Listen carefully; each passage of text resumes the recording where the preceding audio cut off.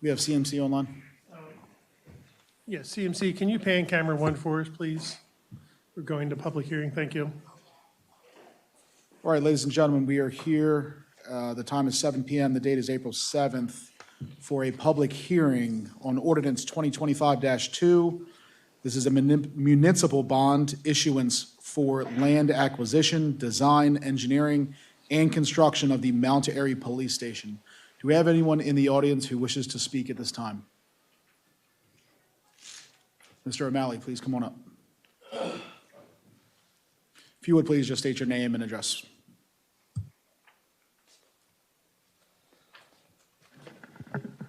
Steve O'Malley, town of Mount Airy resident. Just want to say, before we go and the town goes forward with the bond, as I said 10 years ago, I think to the town, it's not too late. Nothing against our police department, but we actually don't need a police department. We have sheriff's departments that are capable of doing the job that we have. It's very expensive, as the bond is supposed to be. The other thing is, we go forward, the location for the bond that's being used for Green Tree, I don't think it's the best use of that, or the location. I think Green Tree was supposed to be our first mixed-use development in the town, and usually that is a commercial and residential aspect to that. And what that means is usually residents walking somewhere they can buy stuff. They can buy groceries, they can go to a restaurant, not a civic building taking up the majority of the space. It's not really the best purpose for that. Second thing is, if you actually consider a police station, tight residential neighborhoods is not the best place to put them when you're surrounding residential neighborhoods. Usually if you build a modern police station, you want a secure lot, a sally port. That usually means 6-foot fencing, sometimes barbed wire. Sally port, the rear is usually a secure area. A lot of things happen back there 24 hours a day, whether it's people screaming, fighting, bodily fluids. This all happens at police stations, whether we like it or not. Generally, the best places for them are industrial zones, commercial areas, or more isolated, or places where you have more open space behind, or wooded areas. Putting it, surrounding it, paying the bond to surround it like that, it's going to be terrible for all the residents. And I don't think it's good for the town. So, thank you. Thank you, Steve. Anyone else wish to speak on this ordinance? All right, hearing none, we will go ahead and close the public hearing for ordinance 2025-2. Our town council meeting will begin in about 25 minutes. Thank you.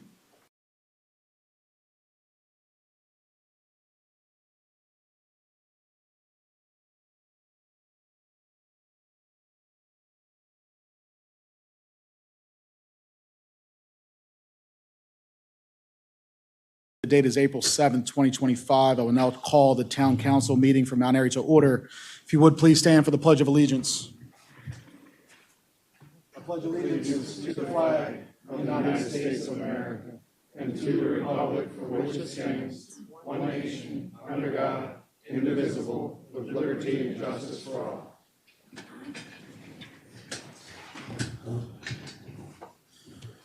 All right, first up on our agenda tonight is presentations. We do have quite a few. First up is our proclamation for Child Abuse Prevention Month. So I will relinquish to our mayor, Mayor Hushauer.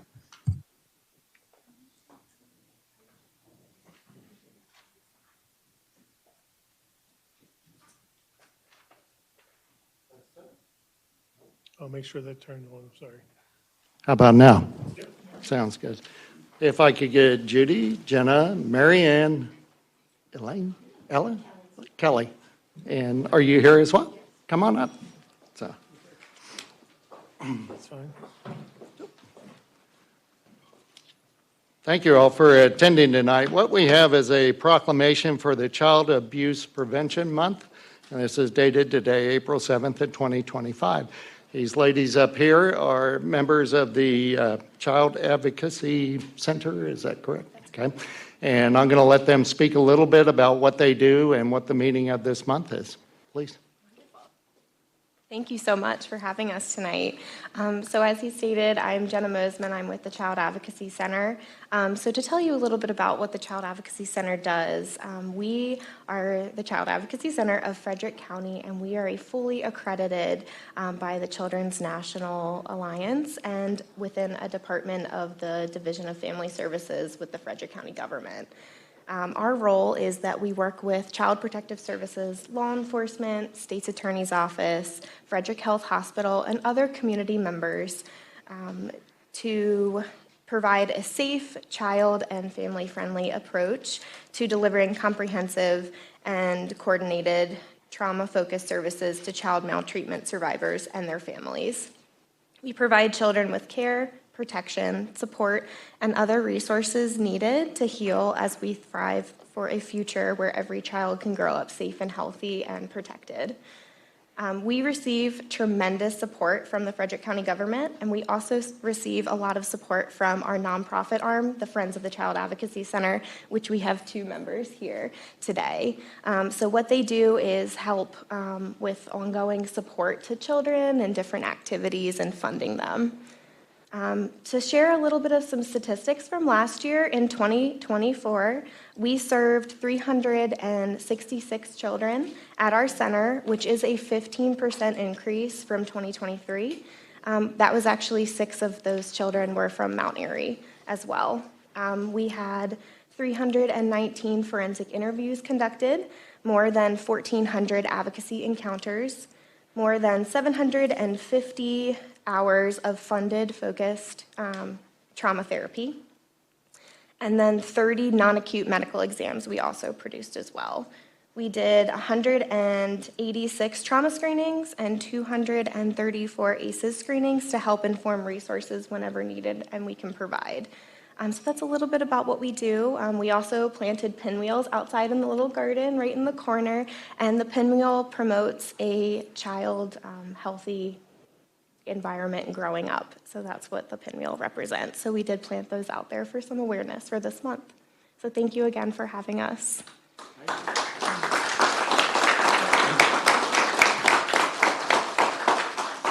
Anyone else have a comment they'd like to make? Kelly? Sure. I'm the division director for the the department where the Child Advocacy Center sits, and they do a tremendous amount of work for our most vulnerable children in our county. And one bright star, though, that this year we're really beginning some focus on some primary prevention activities. So we've mostly been reactive investigation and other issues once a situation has been identified, but we're going to be moving into more prevention work and more education and outreach in the community so that we don't have those numbers served go up. We maybe get to it before it actually happens. So very proud of the work they do. Thank you, Kelly. Yep. Thank you. So, all right, with that, comment? You want to reveal? They did it all. So, I met Judy at the bingo, so. Bingo. Yeah. Okay, so the proclamation reads, Child Abuse Prevention Month, April 7th, 2025. Whereas all town of Mount Airy citizens share a responsibility to protect our children, during the month of April, we renew our commitment to prevent child abuse and sexual assault and to work to enable our children to receive the protection, resources, and support that they need. And whereas effective child abuse prevention and support efforts to child victims and families succeed because of partnerships created among local law enforcement, human service agencies, legal experts, healthcare providers, mental health experts, and other agencies dedicated to improving the lives of children. And whereas Maryland has adopted laws to protect child victims' rights and provide essential services, our public and private sectors must continue to work cooperatively to maintain and improve programs and legislation that will benefit these youngest and most vulnerable victims. And whereas the town of Mount Airy calls on all citizens, community agencies, medical and mental health providers, elected officials, schools, and businesses to increase their collaboration with the Child Advocacy Center of Frederick County in support of child victims of maltreatment and to prevent child abuse and strengthen the community in which we live. Now, therefore, we do hereby proclaim the month of April 2025 as Child Abuse Prevention Month in the town of Mount Airy, Maryland, and do commend this observation to all of our citizens. Okay, and that's our proclamation. Okay? Thank you. Thank you. Thank you. Thank you. Can we do, council, you want to come up, please? Yep. We'll jump up in front here. Come on up here.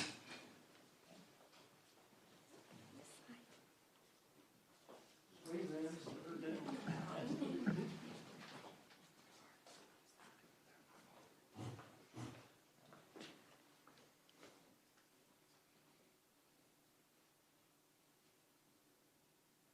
All right, thank you. Thank you. All right, and if you'd like, we can hang this up in front. Okay? All right, or you can take it. Okay, all right, we'll put it up in front. Yeah, wonderful. Be great.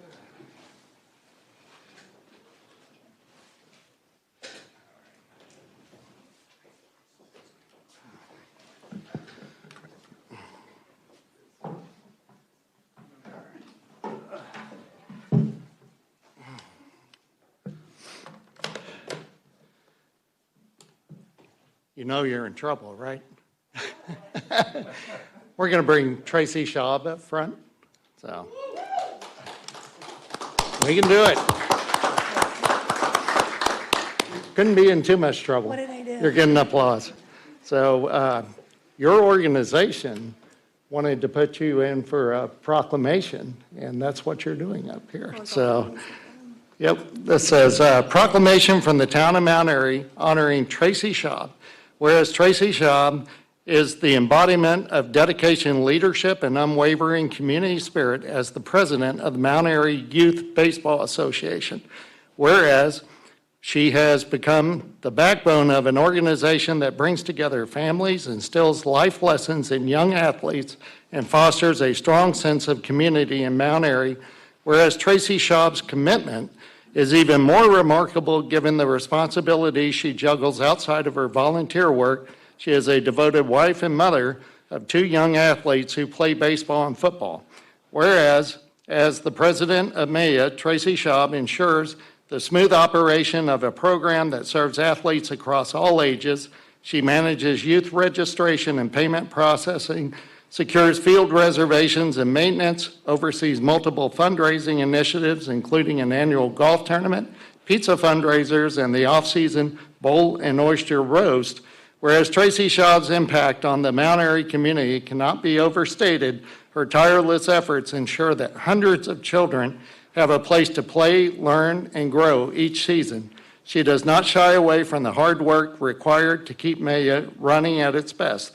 Therefore, on behalf of the Town Council and the Mayor of Mount Airy, we present this proclamation expressing our sincere appreciation to Tracy Schaub for her service to our community.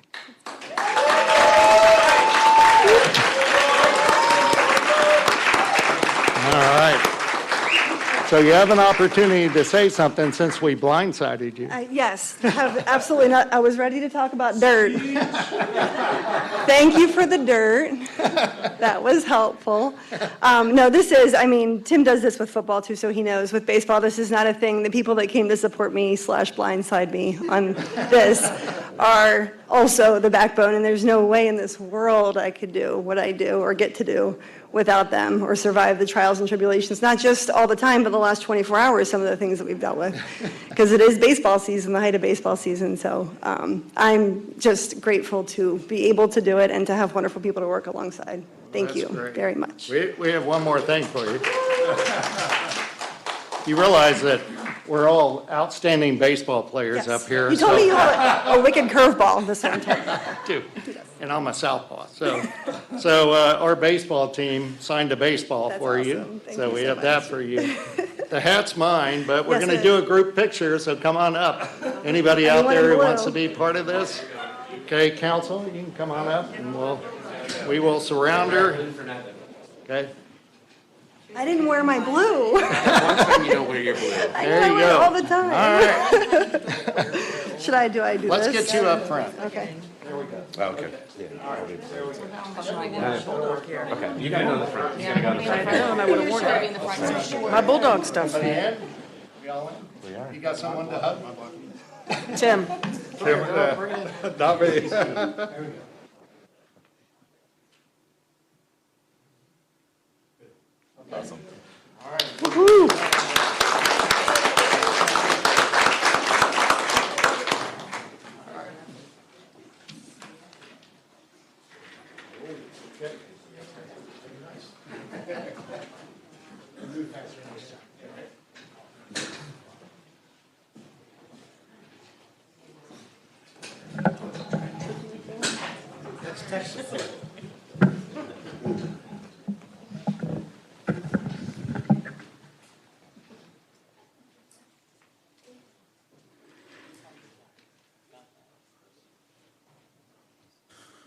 All right, next up, we still have one more presentation on the agenda. It is a representative of Antietam Broadband. I believe his name is Chris. Yes. All right, sir, please come on up, and I know we have a presentation as well. Well, thank you, Mayor, President, Council. That was awesome, the proclamations. My son is actually the center fielder for the University of Delaware, and my younger son is a quarterback, and he's also a lefty baseball player that's being recruited. So we are big-time athletic family. So congratulations to the folks there. I'm excited to be here tonight. My name is Chris Shipman. I am the president of Antietam Broadband here in Maryland. What I'd like to do tonight is take you through a journey of our organization and our investment in the community and talk through any questions you may have. The prezo is a little squirrely here. So first I'd like to talk about our company. We are a private company. We're privately owned by Schurz, the Schurz family, which in 1996 actually owned the Herald Mail, and a few years ago actually sold the Mail and continued the investment in technology. We actually have a major presence in Washington County today. We are actively building fiber optics throughout this region in Carroll County. We've already spent $48 million of our personal dollars. We do not use any grant dollars. We do not use any federal funds. This is all from the family of Schurz, which shows our commitment to truly investing in the communities. We have already spent close to $500,000 in the outskirts of Mount Airy's to basically through BG&E and getting the poles ready. And we are anticipating with the support and the partnership of this group and the community that we will continue to invest in this region. Our goal is to provide residential services. We actually have a flight mobile, which is a wireless solution. We anticipate supporting businesses, as well as we have an advertising arm that provides advertising services to B2B solutions. What we're finding is, especially in Mount Airy, the demand for faster, more reliable internet is growing. Of course, post the COVID-19, folks are working from home, they're working remote. Also, the economic development opportunities as we work through in Carroll County, we've already built to over 8,000 homes and businesses. We have opened up a location in Westminster. We have basically a tech house where techs are going to be located. We'll have our marketing team there. We've already hired a market manager. She starts on the 14th. She actually lives in Carroll County. Our goal was really to invest not only in assets, but also invest in people and hire local folks. We'll talk a little bit about that. Our goal is to deliver fiber services to the premise. We're not gonna have any of the legacy network like I'll say the legacy solutions. We won't have copper, we won't have coax, we won't have cable. It'll be 100% fiber optics to the home, to the business, and to the region. We feel as though that's scalable, reliable, and also it expands the digital access and reduces the digital divide that we're seeing in some sections of the cities. Our goal, and I'll talk through this, some of the feedback that we've received is, you missed. You dug up a cable, you hit a power line. We have done a good job of learning from our mistakes, and I'll talk through some of those get well and health plans that we've learned from. Unfortunately, the prezo's a little off there, but we're going to create a construction phase approach. We'll work with the county, we'll work with the local leadership. What we're going to create is these specific zones. We will only work within those zones that are approved by you and managed and oversaw by your leadership team as well as our leadership team. We're going to dedicate folks to the project. Some folks say one throat to choke. I like to say one throat to hug. We're going to have a senior member of our team that'll be local that you'll have access to 24/7.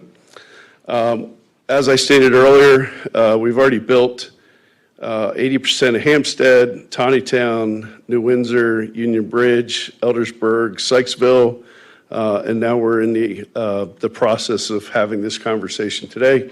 Our goal is to build to roughly 5,000 doors, whether it's a business or a home. And again, that's all on our dollar. We're fully invested in having that conversation.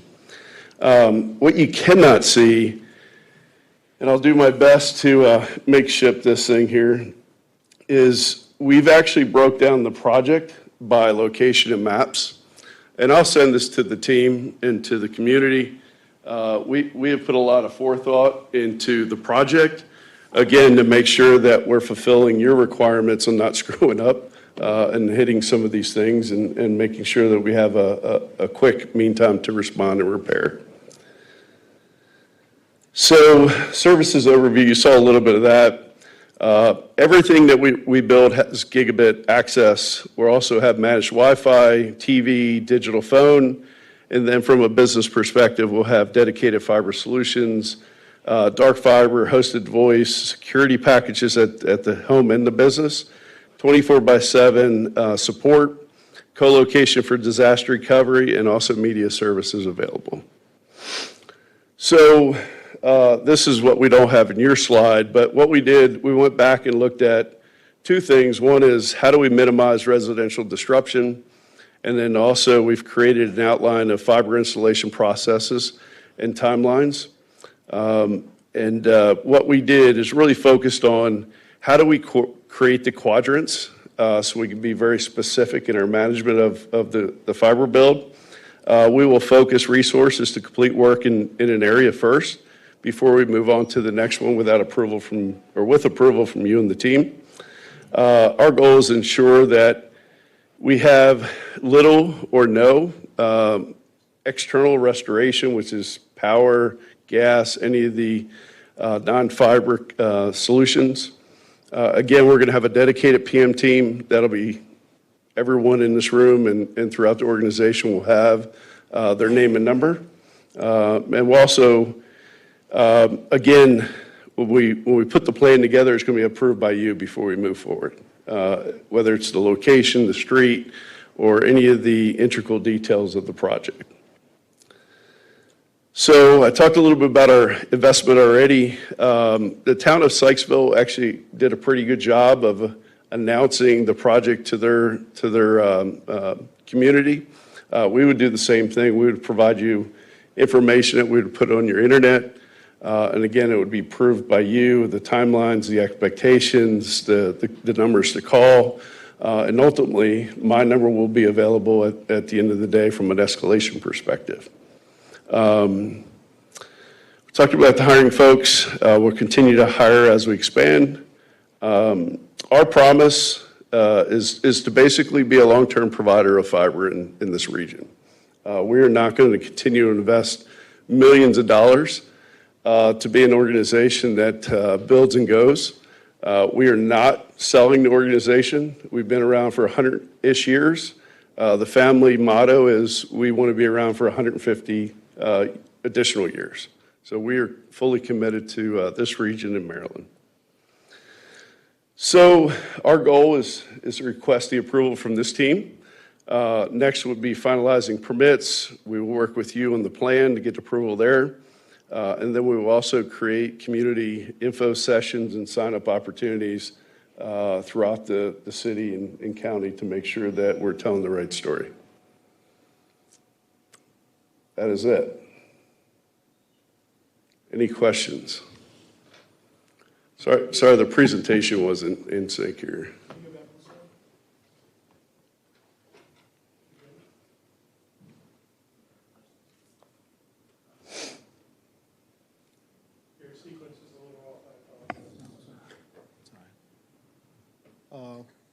Are you open to any questions? Yes, of course. Yeah, I do. You keep saying Carroll County, but half the town is Frederick. Have you put That's right. in Frederick? Have you done Newmarket? What towns have you done in Frederick? Yes, we have not done Frederick yet. So is your proposal here just for the Carroll County side of town? Because Yes. like 4 of the 7 people here live in Frederick County. That's what I'm. Phase one is the Mount Airy, which is Carroll County side. Then we'll work through the Frederick Carroll County side. side, okay, is phase 1? Yes, ma'am. Okay. So does are you talking a different phase than the construction? Yes, ma'am. We didn't want to bite off more So than we when could you're chew. talking you want to hit 5,000 doors, that's just in the Carroll County side? Yes, ma'am. Okay. A question. You mentioned yet on one of your slides, economic opportunities for businesses. What are they? Yeah, so we talked some about the disaster recovery and security services. We've actually built a co-location facility, which is a mini data center. So right now we're working with the hospital out of region. We're also working with some of the federal DoD folks to provide backup services into that data center. We feel as though a data center in a region, what we call out of the blast zone of DC, is a very attractive asset to have. And we feel as though our solution fits that. We have dual fiber, dual power. We're actually working with the local BG&E to create some diversity on the physical layer 1 power as well. But it's a great facility for that economic conversation where companies that have mission critical services, they're going to require that nowadays. Any other questions? Question on let's just take one quadrant, one zone. What do you think total disruption time for a resident would be? And the reason I'm asking is we just had a major repaving project on Prospect Road. Right. It was months and months and months, which, it needed to be done. Yeah. What can a resident expect? 7 to 10 days. 7 to 10 days, start to Yes. finish? Yep. Okay. All right. And then my next question would be, throughout your process of delivering fiber optic, through Hampstead and all these other areas, what has been your toughest, what's your biggest challenge been so far? The And kind of cost. how have you handled it? Yeah, so BG&E, we've replaced over 310 poles, which costs a lot of money. We have to pay for that. So you have some organizations that will actually just go hang fiber and, facilities on a pole without going through the right process.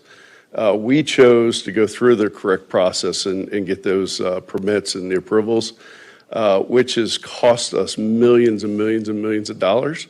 But we feel as though it's the right thing. We feel as though doing it now will alleviate some issues with BG&E and some of these right-of-way agreements that may come out later. So we have all those approvals. Again, I think I mentioned in the presentation, we already have 310 approved that we've already paid for in Mount Airy, that we paid BG&E over $500,000 to get access and to refit some of the poles. And that's we've already spent that money.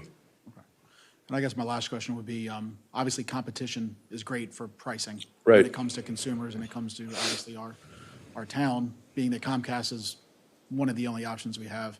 What are you seeing as far as pricing is concerned when it comes to these other towns when you come in as a competitor? I mean, do So you have an the- average price point of what your residents, not businesses, but your, Yeah, so great question. We've already started selling. We have over 200 customers in Carroll County. We've already installed those, already up to date since January. We have over, I think it's 150 in the install bucket, which is really pressing us to drive and hire additional folks. We see that we're $20 less on a 2.3 gig circuit compared to what our competitors have, which I think they actually stop at 2 gig. We actually go to 2.3, make it sound nice. But we see from an overall competitive pricing, we are very aggressive. We want to win. We feel as though if we can get more market share, we can continue to sell the ancillary services, which grows our wallet share in the home. all right, any other questions? Mayor? Yeah, I just want to press a little bit on what Lynn brought up in terms of our Frederick County side. I mean, we have like 3,600 residences in town and businesses. Yes. And about a third of those are over on the Frederick County side. So Yes, sir. first time that we heard what you were up to, there was a lot of discussion about the Frederick County side. Have you done any municipalities on the Frederick County side? So we have not. So there's some competitors that we understand may move into that region. So we want to be mindful of that. They haven't checked the box yet and gotten approval on some of their funding. A lot of these folks are private equity firms that may or may not be able to get there. We feel as though if they do not move forward with it, then we think it's very attractive to move forward. Okay, all right. I guess it's something that I'd want to talk to everyone about because Yes, sir. I would hate the thought of you taking care of all of our Carroll County side and then That's right. just drawing a line down Main Street and saying, well, those guys are they're We, out of luck. we as a business, we want to do it. Okay.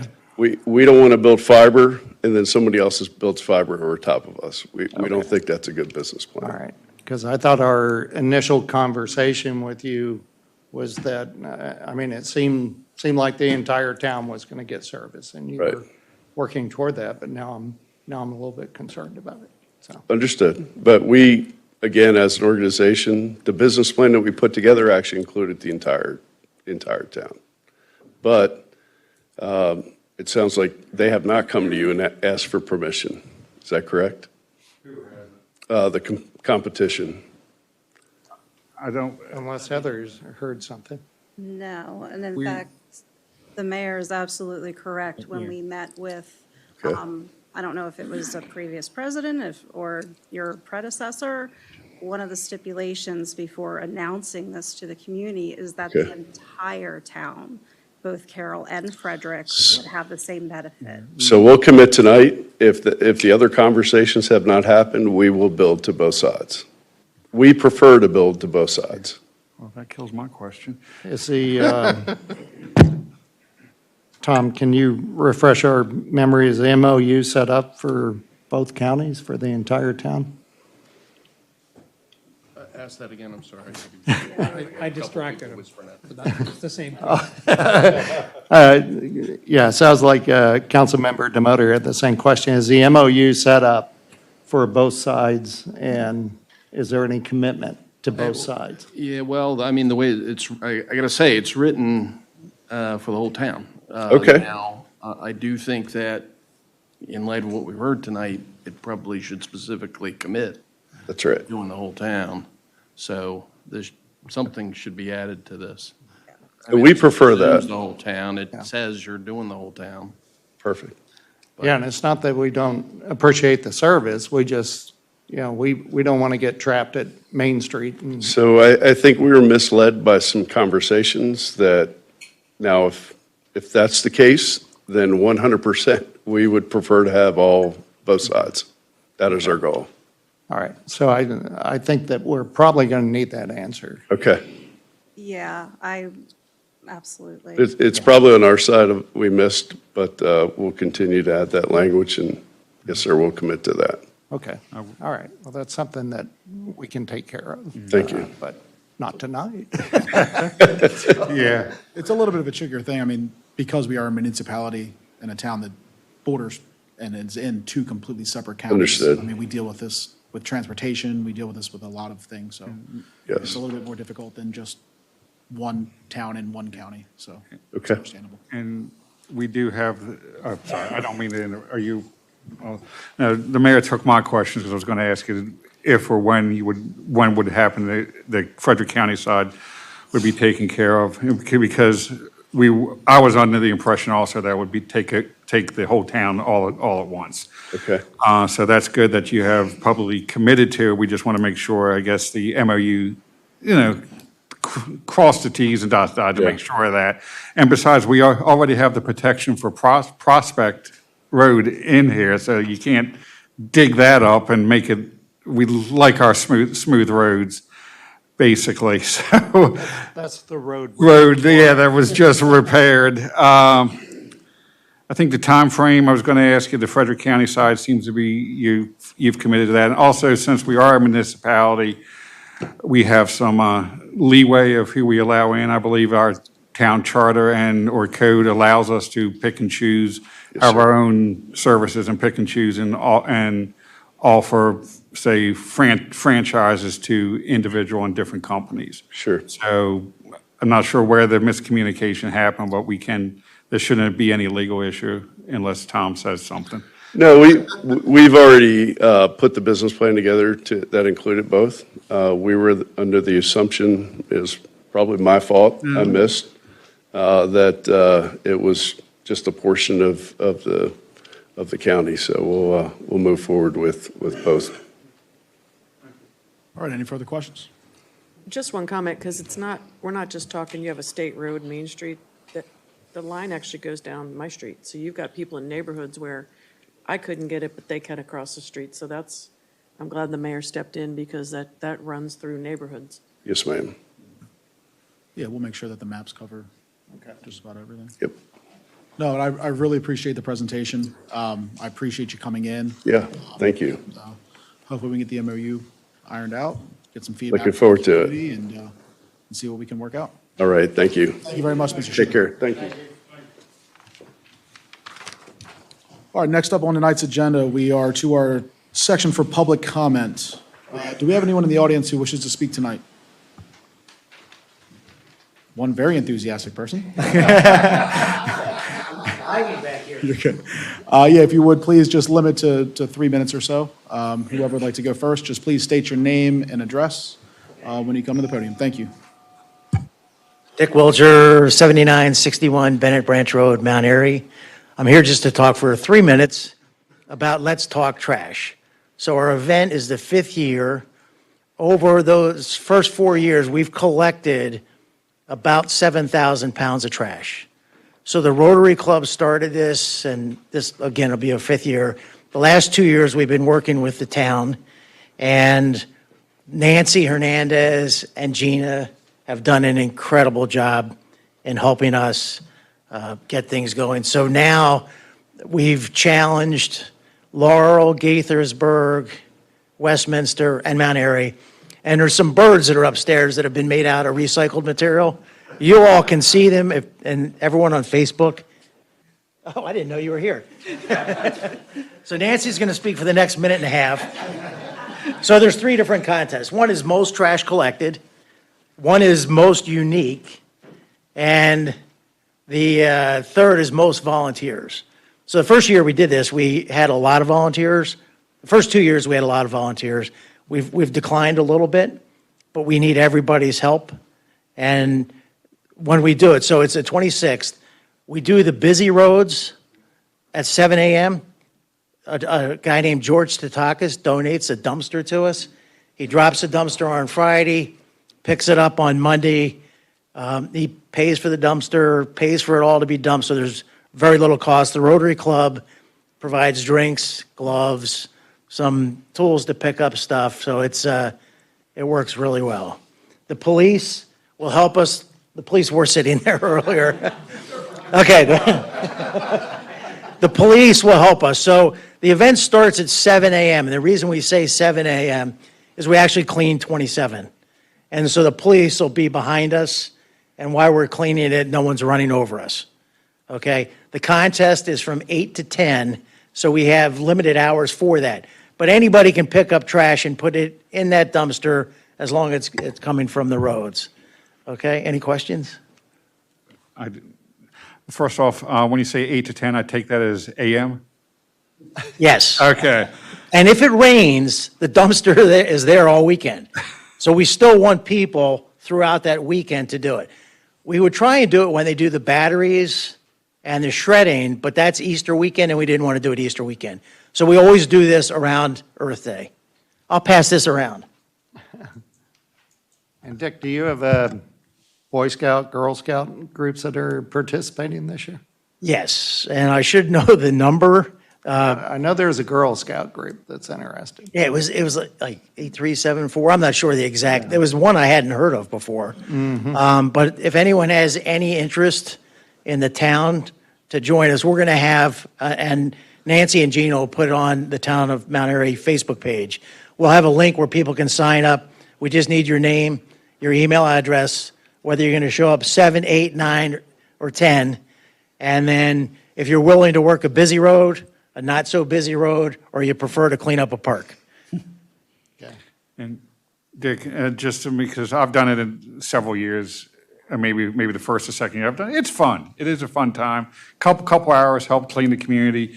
You said the dumpster, and where do you meet at? Down at the rail yard, correct? So it's right by the town storage. Okay, right where the storage stuff is. All right, just so it's downtown, pick up some trash, and then go visit the local restaurants for breakfast. Please. Yes. I was going to ask Nancy what the most unique piece of trash was last year.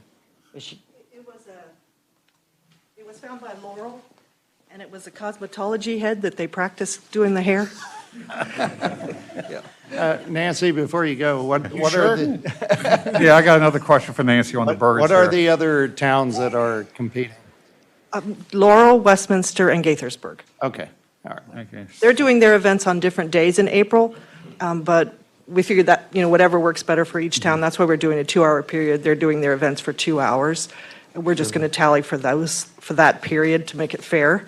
And then for the most unique trash item, we're going to have all the towns submit a photo, and then Gina will post it on April 30th for online voting.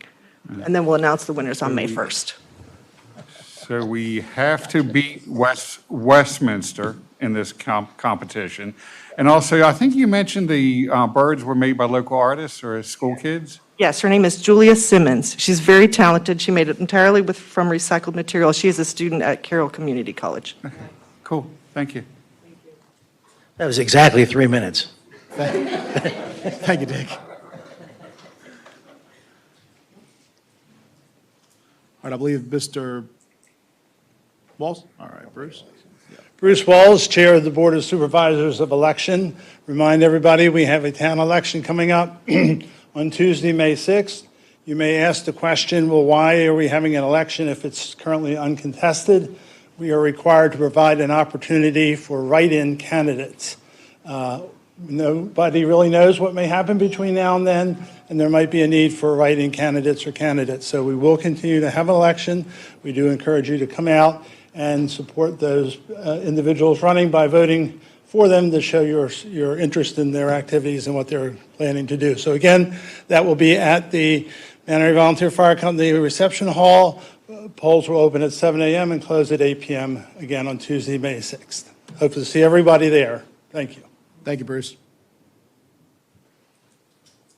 Mr. Burkett?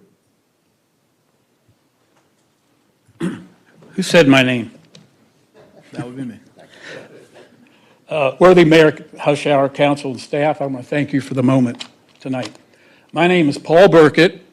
I live at 8101 Bennett Branch Road, which is outside the town limits, but it is a Mount Airy address. But tonight I speak about Ordinance 2025-3, which it looks like you're up for adoption tonight, but I'm going to speak on it anyway.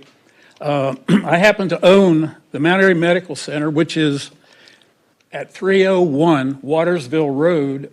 You may know it as the corner of Watersville Road and Route 27. It's directly across from Mr. Hoffman's property that I think you're going to consider adoption tonight. I don't know.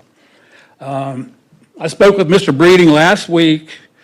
We were really unable to find any zoning information regarding professional use of the building or the property. But it was built by Mr. Carroll W. Robinson in 1978, shortly after he built 4 apartment buildings right adjacent to it. I know that, I think we're zoned R3, but I don't know the zoning for sure.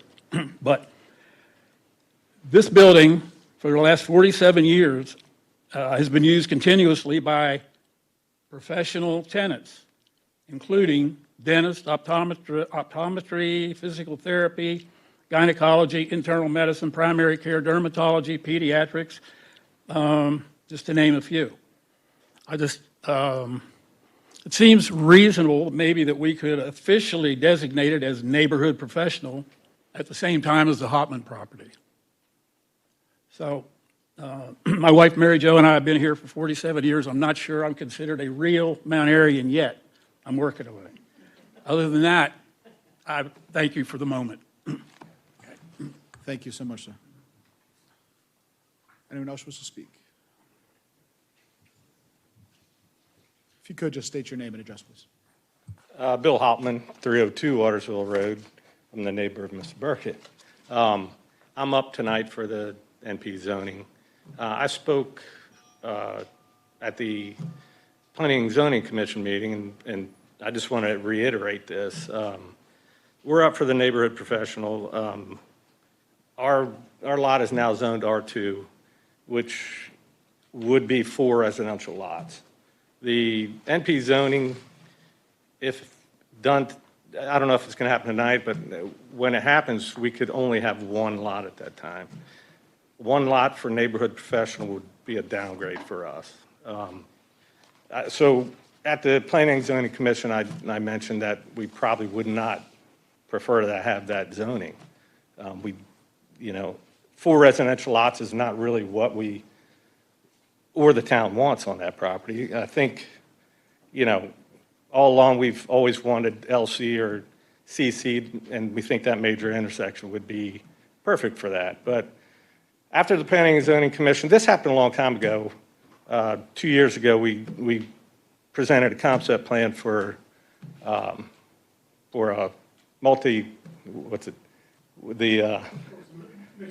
mixed-use development, yeah. Sorry, lost my train of thought. At that time, mixed use was pretty young, and everybody liked the plan, but it wasn't accepted. But at that time, they offered the neighborhood professional to us and wondered if we would consider it. And I said we would consider it, but we thought LC on that major intersection would be more suitable. After the Planning and Zoning Commission last week, I gave this some thought, and since we have, and I don't know, I'm trying to get this to move forward. It's been decades. We've been here for been there for 25 years. And I thought about it. The neighborhood professional actually could make sense. We have 4 possible lots there now. If the neighborhood professional would apply to the 4 lots that we actually could have under our R2 zoning, I think we could make this a real nice spot.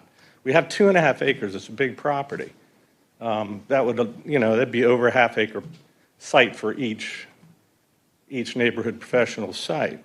I think it could be a great transitional property. It occurred to me after the zoning meeting that this could actually work, and I think it could be real nice both for us and the county. I don't know if we can move forward in that direction this way, but that would be the only way I think the neighborhood professional would work for us. It just, as 1 lot on a 2.5 acre site, it just does not make sense. So again, I just want to reiterate and bring that point up because I think maybe that's possible to move forward since we actually have 4 lots available. Maybe that zoning can apply to the 4. And I think that could be a beautiful spot. So I wanted to bring that up tonight and just reiterate our position, so. Any questions for me? Okay. All right, appreciate it, thank you. Thank you. Anyone else wish to speak? All right, hearing none, we'll now move on to the next portion of our agenda. Approval of council meeting minutes and closed meeting minutes. First up, we have our March 2025 council meeting minutes. I will make a motion to approve. Do we have a second? Second. Any discussion? All right, hearing none, all in favor of approving the March 2025 town council meeting minutes, please signify by saying aye. Aye. All right, thank you. Next up, we have our March 2025 closed meeting minutes regarding litigation. Do we have a motion to approve? Motion to approve. All right, I'll second. Any discussion? Hearing none, all in favor of approving our March 2025 closed meeting minutes for subject litigation, please signify by saying aye. Aye. Opposed? All right, thank you. Next up, we have our March 24th, 2025 public hearing minutes on ordinance 2025-3 to revise and amend zoning map. I will make a motion to approve. Do we have a second? Second. Any discussion? All right, hearing none. Do we have all in favor of approving the March 24th, 2025 public hearing minutes on ordinance 2025-3, please signify by saying aye. Aye. Opposed? All right, thank you. Next up, we have our Civil Air Patrol report with Captain Picard. Excellent. I'll keep it to 3 minutes. We had a really busy month. Following significant events, we had our cadet change of command. Cadet Major Tiger relinquished command. Cadet Captain Lavelle stepped up. She's now serving as a cadet communications officer, and Cadet Captain Grimes will serve as our deputy cadet commander. We had a field trip down to the Udvar Hazy Air and Space Museum in Chantilly, Virginia, 5 seniors, 8 cadets. One thing that's starting to happen, we are starting to pick up more active duty SUAS drone missions. We just completed one at Warfield Airfield in Maryland, and this is really a shift from in the past years we've supported in sort of a personnel in dining facilities or refurbishing, and now we are starting to support in actual critical defense and detection systems, testing them for the active duty and National Guard military. Community support, we had to postpone our Mount Airy road cleanup, but I'm excited. I think it was an act of fate because now, after seeing the bird, we're going to take the trash we collect, I'm going to give it to different cadet teams, and they are going to, maybe they'll all want to 3D print parts, but they have to make something that flies out of the trash. Cadet Captain Grimes, we're really proud of him. He completed his Part 107 FAA exam, and it's important to recognize you can be a pilot of a manned aircraft at a much earlier age. For federal aviation regulations, to be a drone pilot are a lot more strict, and to be a military qualified mission pilot, even stricter. So the fact that Cadet Captain Grimes, who's just turned 16, may be one of the youngest, I have to look at it exactly, mission qualified pilots in CAP history, that would be a big feather in his cap and ours. We did have enough weather, good weather, to get 4 cadets up for their orientation flight. And now that Cadet Major Tiger has become our communications officer, she has become ICUT set qualified. And what that means in English is she can train and approve cadets and senior members to military standards on military equipment, which they use during FEMA emergency systems. So when there's a hurricane or anything like that, and we are in a process to get all our 2nd, 3rd, and 4th stage cadets as well as senior members qualified. That really increases your capability. When something happens, FEMA is looking for those people. It's maybe not the most exciting thing. You sit there at a radio bank, but being able to provide 12 or 13 of those members really does add a tremendous capability. We just signed up 1 new senior member. They went through vetting, and 1 cadet member. We've got 2 more in the process. We continue to build our SUAS system. We are, I don't want to talk big, but we are looking at actually being the first squadron, not wing, to get our own drone, which is a 40K drone. Colonel Marchard at Wing keeps close close control on those. But if we could have one for our wing, that would open up the potential for an on-call team for either EMS, rescue, or police department with, say, maybe a 90-minute call-up. We could provide that drone with thermal and light intensification, search and rescue capabilities. So someone had mentioned about finding lost pets. You bet.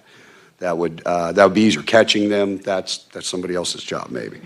On the horizon, we have just started a relationship with the Frederick Sea Cadets Pathfinders Unit, and we will be doing a sort of get-to-meet-you joint train-the-trainers on the 13th with the plan to have a combined service training in May with their cadets and our cadets, also increasing that capability. So that's, we want to just keep building on that. And that's all I have for you tonight. Are there any questions? Any questions? I have gotten several requests for more community service, traffic road control points, and that'll be on the next report. So we're looking forward to it. Thank you so much, Captain. All right. Have a great night. Thank you. All right, we have our Mount Airy Volunteer Fire Company report with Matt Hurd. I haven't seen him here tonight. All right, we'll skip over that. Congratulations to him, by the way, for being in the Hall of Fame. And next up, we have our Mount Airy Police Department report with Chief Ginevra. Good evening, Chief. Good evening, Mr. Mayor and Town Council. For calls for service, we had 950 calls for service for the month of March. That's a 68.43 increase for calls from service in comparison to March 2024 that had 564. Again, just a reminder for that call increase is self-initiated things that the officers are putting themselves on. That could be property checks from car stops, and to also that 4 calls for service, whether that is helping the fire department or one of our Mount Airy residents calling for that assistance. So again, just keep that in mind. For our community outreach, March 3rd, Lieutenant Hopkins and Senior Patrol Officer Betcher participated in Read Across America. It was a nice event. There are some pictures posted in your packets. They did an outstanding job. Thank you again for the invite. March 19th, 2025, the Mount Airy Police Department conducted its monthly traffic detail. Those statistical information is also attached to that. March 20th, the Mount Airy Police Department participated in our normal kind of adventure here, helping out the Mount Airy Net with Pack the Cruiser. Again, thank you to all the Mount Airy residents and even those that are outside the town of Mount Airy that participated in that. It was a great outcome. And again, the net is always looking for that help. So it doesn't have to be just on the Pack the Cruiser night. Again, if you have something, you could drop it off to the police station. The officers will make sure that that information and those donated goods are taken to the net, or also they have their information posted on their website and also in front of their location.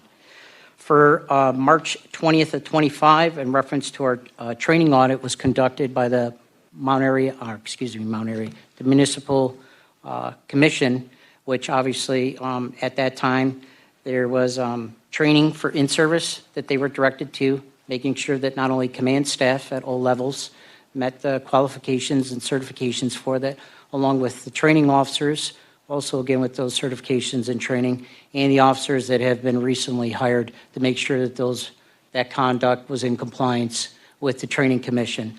So there's a letter attached also showing that the Mount Airy Police Department was in fully compliant with that training. For our upcoming events, we do have this weekend. It's a great event. It's another one that we're hosting along with the State Farm. It's the Teen Driver event. It'll be over at the Mount Airy Carnival Grounds. It's from 11 to 3 a.m. It's my understanding we're going to have some nice, fun activities there. Sergeant Brooks does an outstanding job with the mock car stops, investigative stops. And that's also for the adults with new updated things when you come into contact with an officer. So that's very helpful. So if you have an opportunity, make sure you stop by the Carnival Grounds. They'll have a lot of activities there, and I do believe there will be a couple other agencies participating in that event also. Again, as a reminder, for April 15th for this fiscal year, your taxes are due. There's an extension on that deadline as far as October 15th of 2025. I've attached numerous information on there and in the packouts, and I know some of the folks in the audience may not see that. Again, in reference to some scams, some IRS information help too. If anyone didn't receive a packet, you can always call the Mount Airy Police Department, and I can forward the information to you. But just to go over a few of those scams, being that it is tax season, you have a COVID-19 pandemic scheme, disaster fraud, credit cards and refunds for misinformation, email and text messages from impersonators, seniors, which we have a large community here in the Mount Airy for seniors being targeted, tax debt settlement or relief services, unclaimed tax refund, W-2 forms, that unexpected bill tax form, and unemployment claims, which, believe it or not, ladies and gentlemen, is quite significant here in this town for unemployment claims that the officers are continuously investigating throughout the town. And that doesn't mean just for the tax season.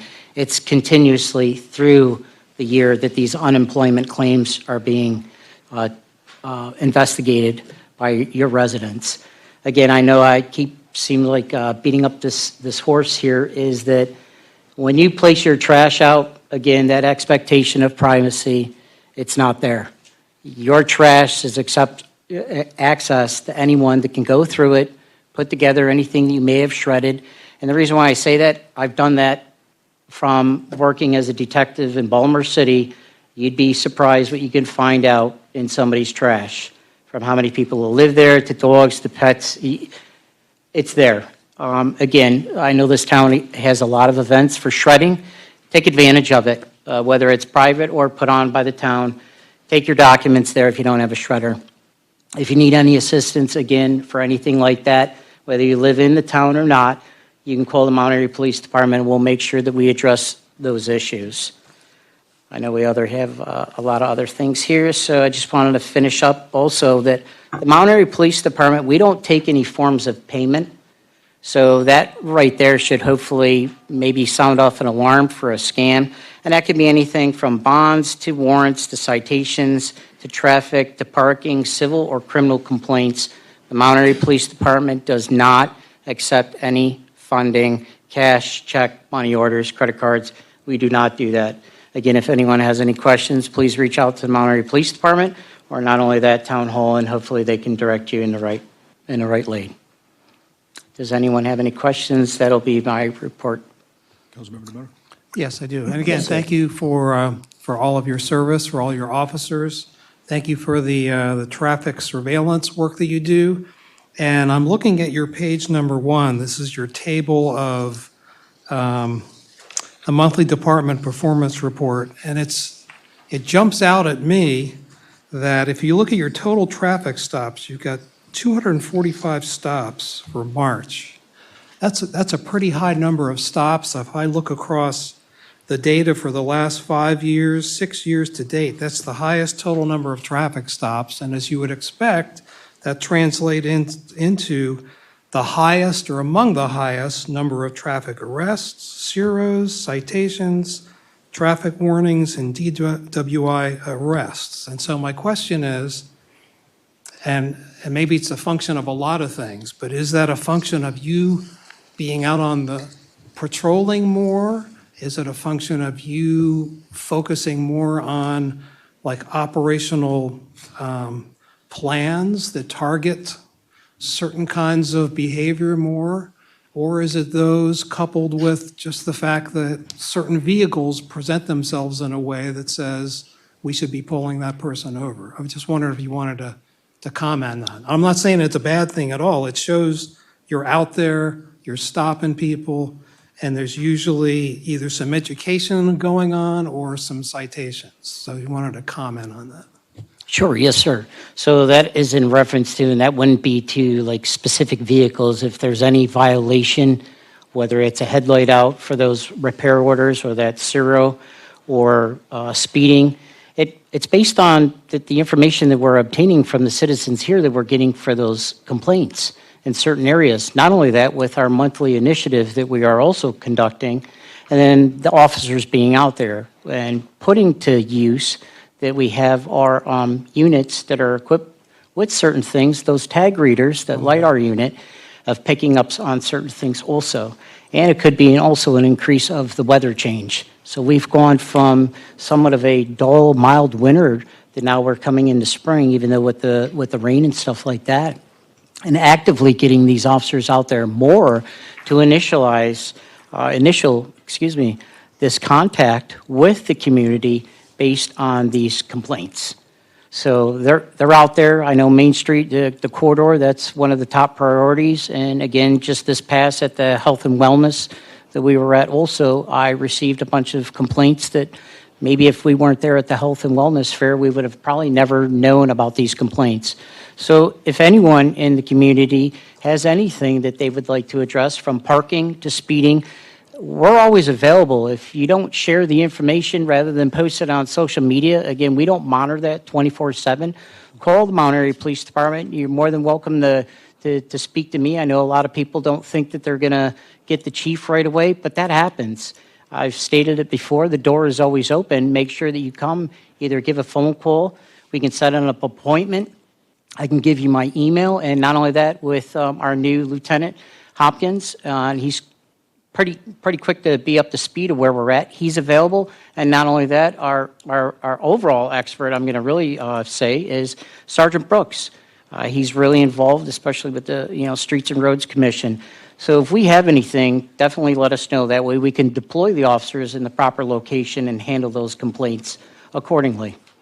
Okay, thank you. I mean, Yes. again, it's a compliment. It does show you're out there.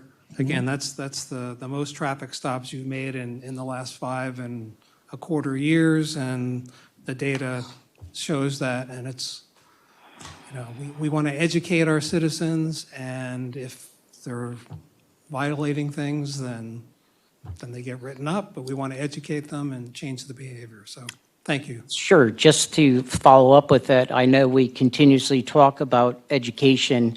That, again, it's a discretionary factor on the officer when they run those records and get that information back, the contact, whether it's been with this agency or another outside agency, whether a citation or that repair order or that warning is to be issued. But sometimes that education only goes so far, and it's time to start enforcing some things with those citations. Excellent. Thank you. Yes, sir. Any other questions? Quick comment or a compliment for the chief and the police regarding the Pack the Cruiser event.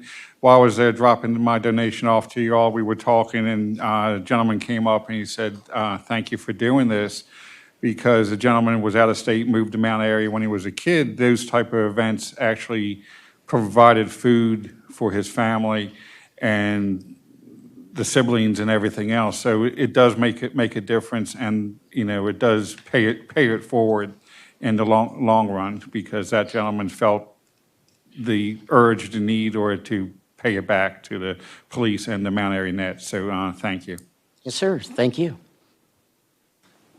Just so everyone knows, Officer Gebhardt received an award for being Officer of the Year, and just send them our congratulations. I will. Thank you. I was saving that for the next one, but that is correct. Officer Gebhardt was You can submitted. bring it up again.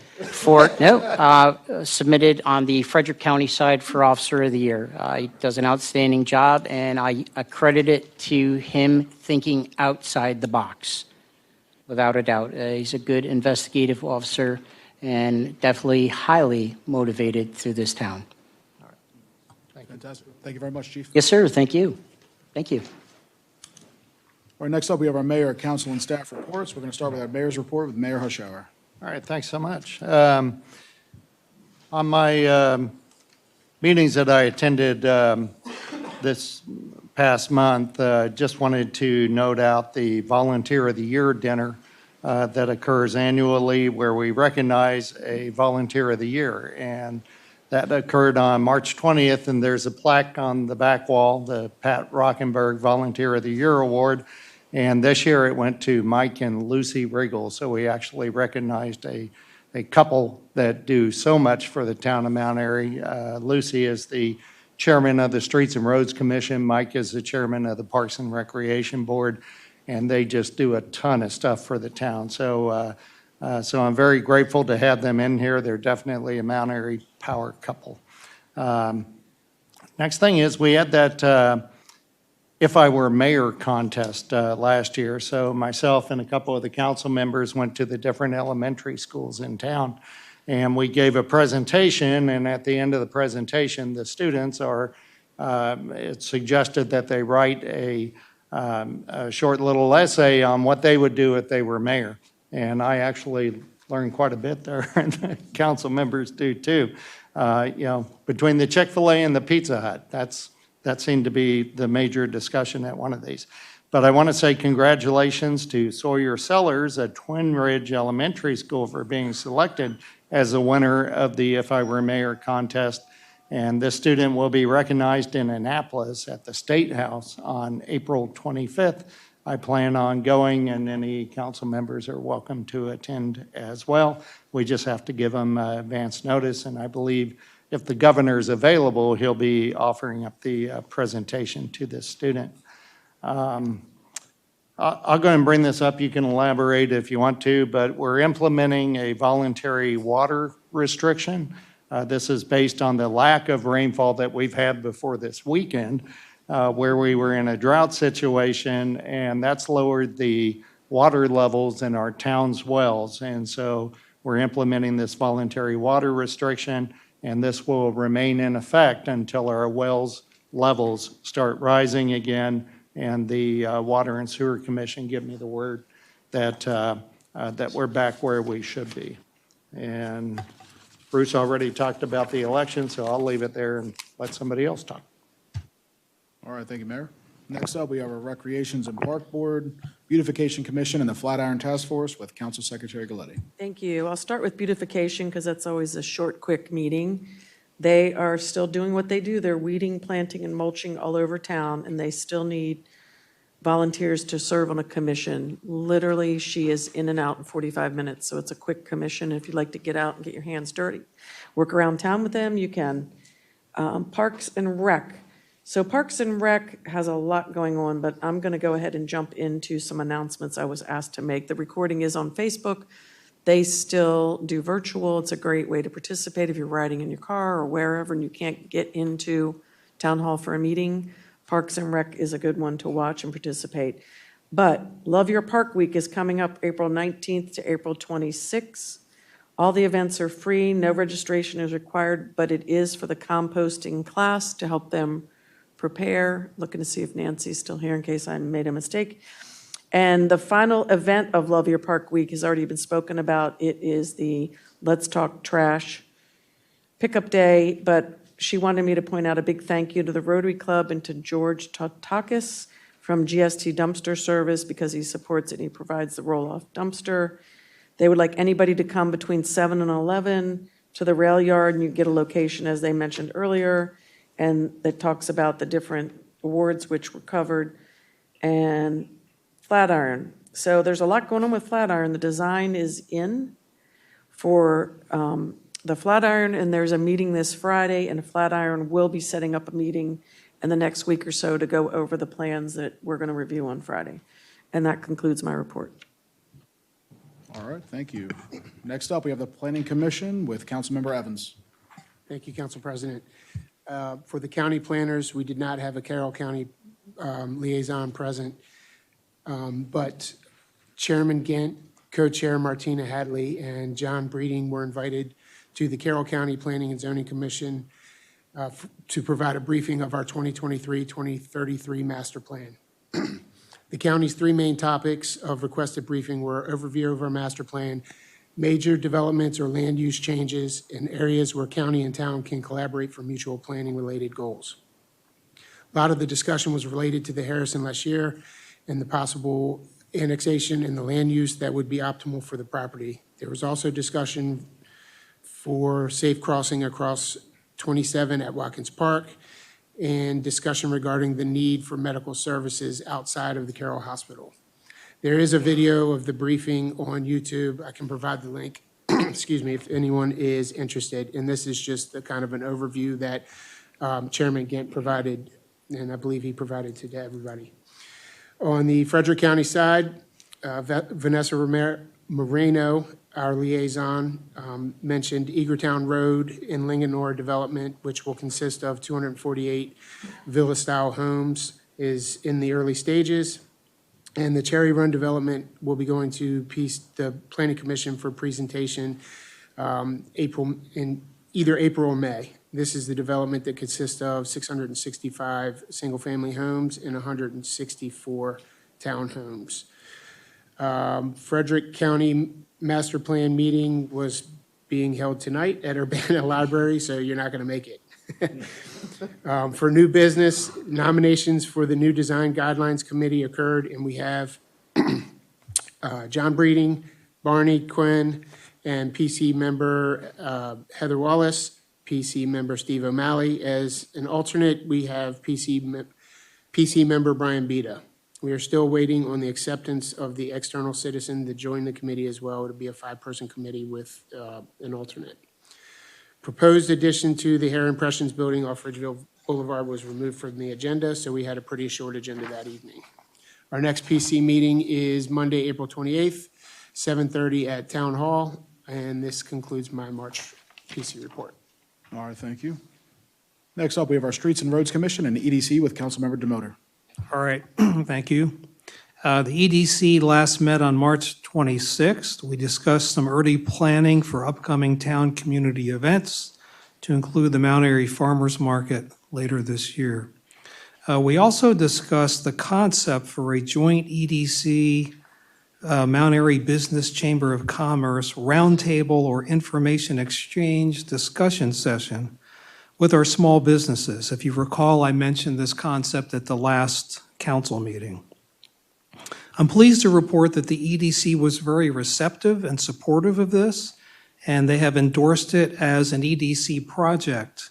So the purpose will be to provide a forum where businesses from our Main Street and other areas of the town can share their perspectives on kind of the current state of their businesses, to include their business challenges, their business needs, what's going well, what's not going well, what are the opportunities where the town can provide some assistance. It's also an opportunity for the town to talk about the commercial component of the 2023 master plan and have that conversation. So I've coordinated with the mayor and the town administrator on this, and the EDC will now work to firm up the approach and logistics and scope out the primary objectives and desired outcomes for the roundtable. And I will be working with an EDC member who's also a Chamber of Commerce member, which is the connection we want, and the town in moving the project along. So we anticipate that the roundtable would be held sometime in the early fall timeframe. Our next EDC meeting is planned for May 28th at 7 p.m. Streets and Roads. We met on March 25th. We discussed a range of traffic and pedestrian safety topics and concerns. We also discussed the planned traffic roundabout near the south entrance to our Main Street, with some thoughts raised regarding its design and location relative to development that might occur in that area. I also wanted to share some very positive news as a result of our partnership with the Maryland Department of Transportation District 7. On March 21st, we met with MDOT representatives, and we met on site here at our pedestrian crosswalk near the caboose and the museum, because we want to get a permit. What we want to do is get installed what are called rapid flashing beacons onto the pedestrian crosswalk to improve the safety in that area. So we had an on-site meeting with them. We talked through the criteria. They were very positive. We talked through the criteria, and they said, we already meet the traffic count totals. We're already over that threshold, so we're meeting that criteria. We also talked about some other criteria elements regarding new businesses in the area and the types of pedestrians we have in the area. They felt that we didn't even need to do a pedestrian count, which is something that they would have done if they thought we needed that extra information. So they were very positive, and they thought we'd kind of gotten over the hurdle for qualifying for a permit for these rapid flashing beacons.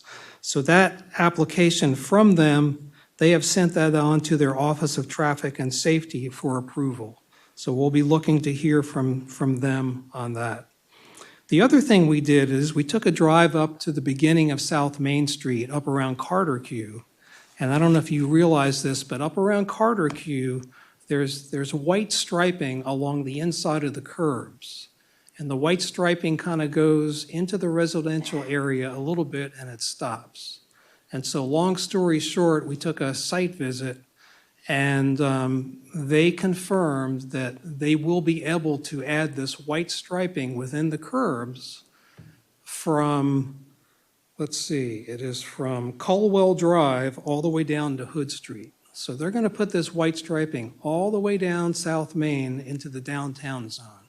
And this is a traffic calming measure, which should help with speeding, and it should also give pedestrians more confidence when they're walking on the sidewalks on Main Street. So this is something we've been working on for a while, we've been asking for, and it sounds like that's going to happen. They're going to try and get that done by the end of this fiscal year, June 30th. It may happen a little bit after that because of budget changeovers, but that was very positive news. They're also going to repaint the yellow double line striping down the middle of Main Street, and I raised that because we heard some concerns from some of our seniors who live on Main Street. So that's all good news, and that's all a result of all the volunteers that were on the Main Street Safety Task Force and Streets and Roads and the mayor and the town staff and all the citizens who expressed the desire for these improvements. So that's all good stuff. It's already been mentioned several times.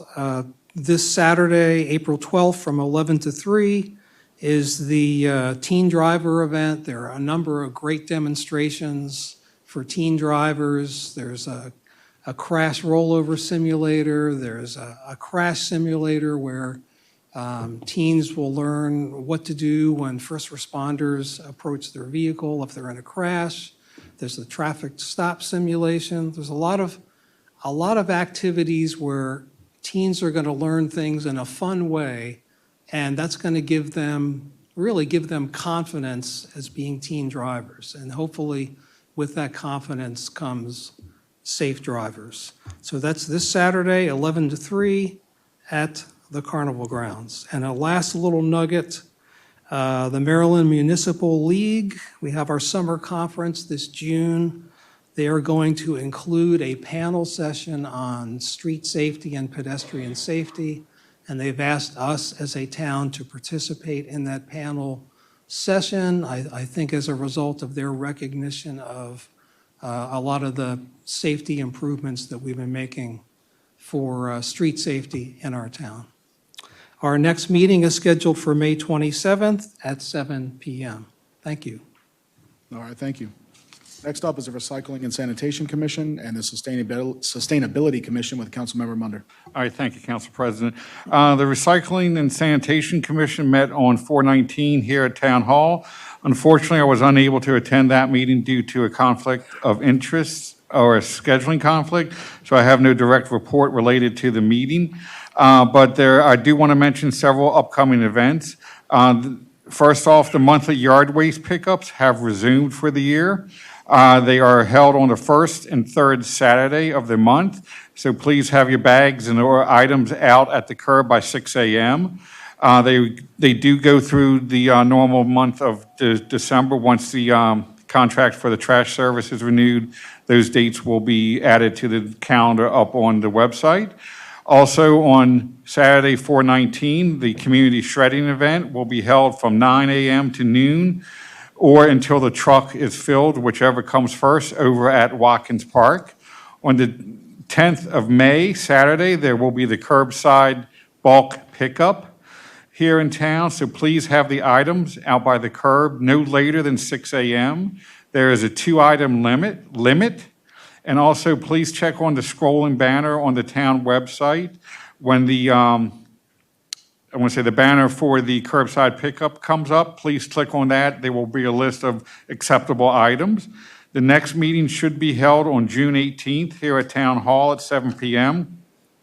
The Sustainability Commission meets next Wednesday, 4/16 at 7 p.m. here in Town Hall. And that concludes my report. Thank you. Next up is the Water and Sewer Commission and the Commission on Aging and Livability, otherwise known as COLE, with myself. So the Water and Sewer Commission met on the 2nd here at Town Hall. There were 2 motions passed.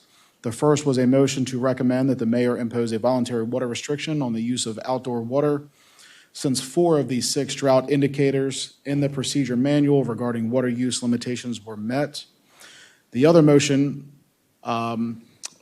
recommends that the town council pass an ordinance imposing an 8% increase in the water and sewer rates each year for 3 years to put the water and sewer department on a sound financial footing, bringing it back to operating on a break-even budget. Due to scheduling conflicts, the May water and sewer meeting will be canceled. The next meeting will be Wednesday, June 4th, 7 p.m. here at Town Hall. COLE, they participated in the Calvary United Healthcare or Health and Wellness Fair on the 5th. It was very well attended. They are working on the MOU for cross-county transportation still. I believe that we're pretty close on getting, I know we got Tom working on that as well. And a letter was sent to Carroll County with COLE's recommendations on upgrades for the senior center. Our next meeting is on the 30th of this month at Town Hall here at 5 p.m. And that will conclude my reports. So next up, we will go to our town attorney, Mr. Tom McCarron.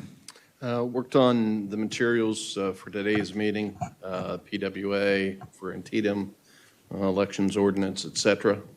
Also, as mentioned, started to work on the cross-county MOU, the transportation MOU. Otherwise, provided general advice. That's my report. All right, thank you. We all have our copies of the town administrator report, the code enforcement and zoning administrator report. Do we have anything to add from town staff? All right, now on to new business. First up on the new business, we have a lease agreement renewal for the Mount Airy Pharmacy. This is for approval.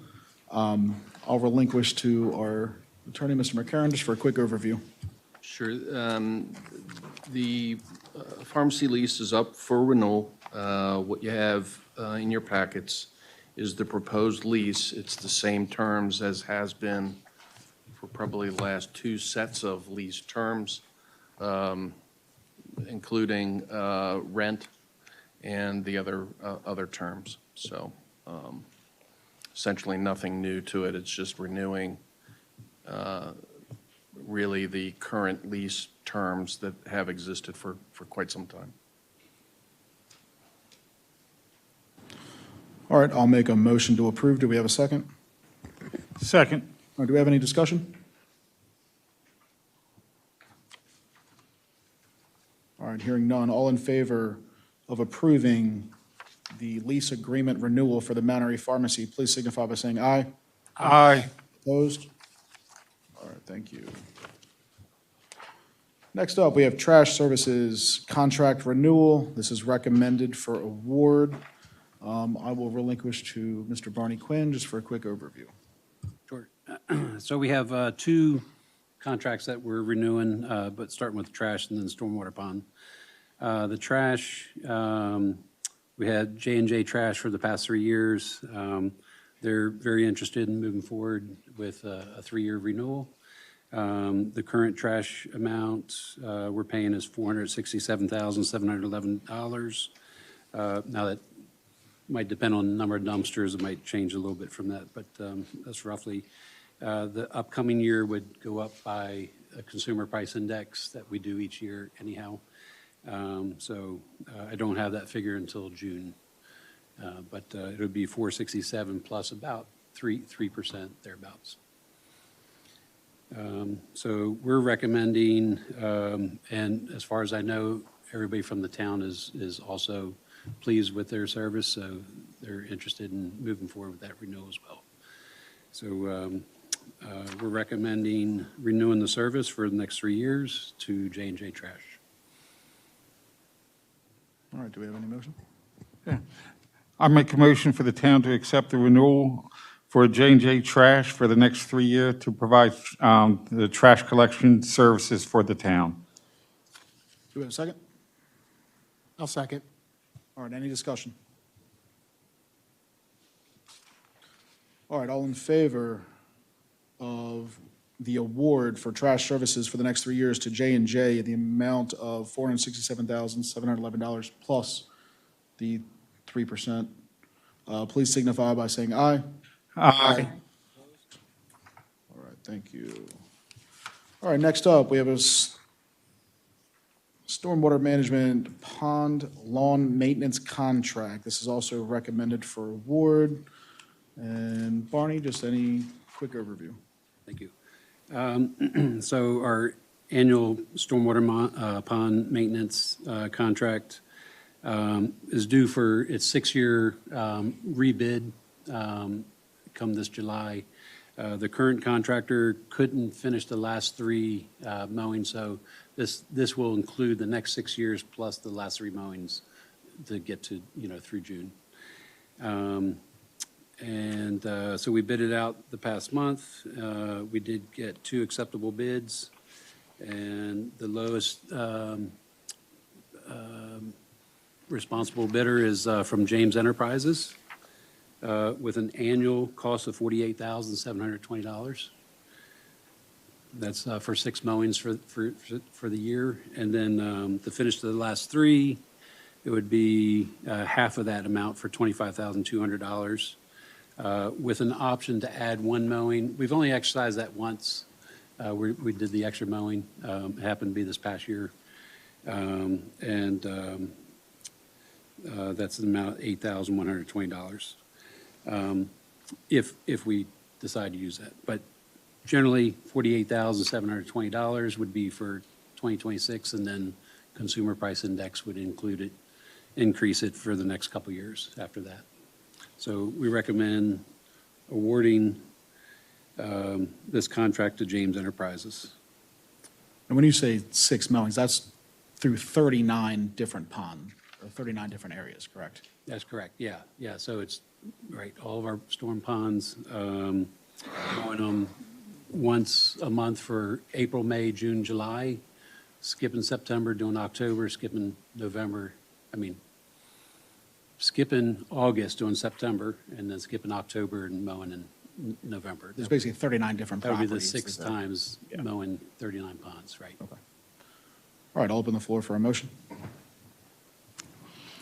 Call for the motion for the town to accept stormwater pond lawn maintenance management for as described in the bid contract here, for the annual cost of $48,720, with an option for added mowing cycle of 8,120. All right, I'll second. Do we have any discussion? One question I guess I have. What was the reason that they couldn't finish their contract? It was personnel issues, so. So We didn't lose anything, we pay per cycle, so. And we saw the benefit that we could still get these 3 mowings in under this contract. So we didn't see a problem with forward in that direction. So this contract gets paid on a per mow cycle, not one lump sum? Yeah, per mowing cycle, sorry. Okay. Any other questions? A quick question. So you're presenting the bid tabulations, but are you looking at other criteria, references, quality of work, reputation of the contractor? Does that get factored into the decision? Yes, we did look at their qualifications, their references that they submitted. They did not submit any subcontractors, but that was part of the package. So, yeah. Okay. It was a total package, yeah. Thank you. All right, any other questions or discussion? All right, we have a motion on the floor to accept the recommendation for James Enterprises to accept their bid in the amount of $48,720 with price to add 1 mowing cycle at $8,120. All those in favor to award this contract to James Enterprises, please signify by saying aye. Aye. Opposed? All right, thank you. All right, next up on our new business, we have Town Hall Improvements Phase 1. Mr. Quinn, I'll relinquish to you once again. Thank you. This is for the Phase 1 Town Hall improvements. It's working in the front lobby area, doing some safety and provide a more comfortable work environment for the employees. We did receive, so we broke this down in 3 parts, the glass improvements, wall improvements, and access control. We did receive 3 bids from each of those categories, and the lowest came from Porter for the walls and glass and Strat Security for the access control. So we recommend awarding $62,990 to Porter Construction and $25,409.18 to Strat Security. All right, I'll open the floor for a motion. What was that? Are you looking for a motion? Yep. Wasn't here. I'll make the motion for the town council to accept the office improvements in the sum amount of, for Porter Construction, a total of approximately $62,000 for wall replacement and other upgrades, and then for a total of $25,409.19 to Strat Security Systems. All right, I'll second. Any discussion? One question. I know we had in the budget, 100,000 for Phase 1, correct? I think we have 200,000. 200,000 for Yeah. Phase 1, and we're coming in well under that. Yes. So we're doing pretty good as far as what we budgeted. And this would allow us to move forward with design in this year for Phase 2. Okay, perfect. All right, we have a motion on the table right now to award Phase 1 to Porter Construction at $62,990, as well as $25,409.19 to Strat Security Systems. All in favor of this award, please signify by saying aye. Aye. Opposed? All right, thank you. And thank you, Barney. Thank you. All right, next up, we have a PWA for Antietam Broadband. This is for approval. I know we probably have some changes we need to make, but I'll relinquish over to Mr. Tom McCarron. I think in light of what occurred tonight, this should be passed until May. Okay. So what I'll do, Postpone, yeah. Postpone, not passed. should we just table it? Is that the? Postponement. Okay, all right, yeah, so what I'll do is I'll just make a motion to postpone the PWA for Antietam Broadband for approval until the May council meeting. I'll second. All right, any discussion at all? All right, hearing none, all in favor of the postponement for the PWA for Antietam Broadband until the May meeting, please signify by saying aye. Aye. Opposed? All right, thank you. All right, next up, we have a purchase and sale agreement for the purchase of a portion of the Green Street property for the future police station. This is for approval, and I would like to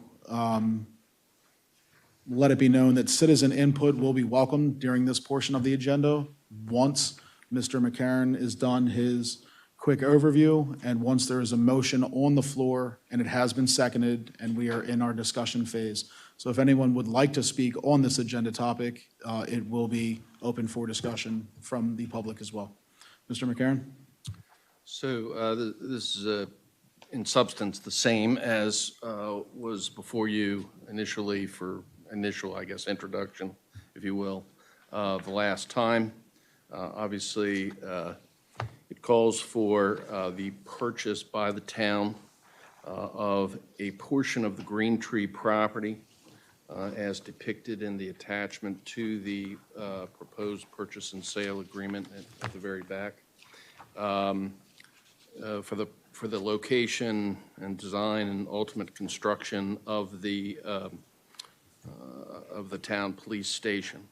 The salient terms are, number one, that the total purchase price would be $975,000. That's as compared to a appraisal of about just over 1.3, if I recall, 1.3 million. So this is under the appraised value of the property.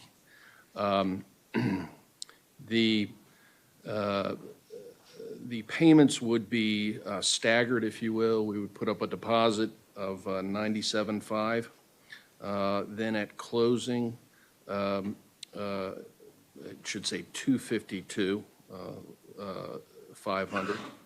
And then the balance of that $625,000, which we call the post-closing balloon payment, after the developer has essentially graded and provided a pad site with stub for utility connections to the town. And supposing that that's done satisfactorily, then there'll be the balloon payment at that time. This is spaced out over the course of a bit of time.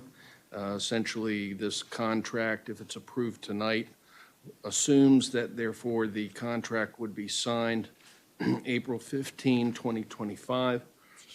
Closing would take place, I believe, in January, if I'm remembering correctly. It's here somewhere. Yeah, January 15, 2026. And then we would provide a year after that by which the developer would conclude its work, its post-closing work, and ultimately the pad site would be rendered to us under this sort of timeline in and around January of 2027 or thereabouts.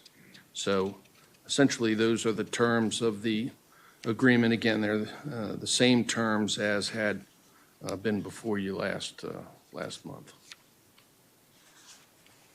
All right, thank you. I'm going to go ahead and make a motion myself to approve the purchase and sale agreement for the purchase of a portion of the Green Tree property for the future police station. Do we have a second? I'll second that. No. Toss it up. Who wants it? I'll let Steve have He's it. got Steve. Okay. Any discussion? Yes, just a general comment. And it's more of a global comment. So this is good. This is a good step forward. We've got a couple dates in here. We know when we're going to close. We know when the pad site's going to be available.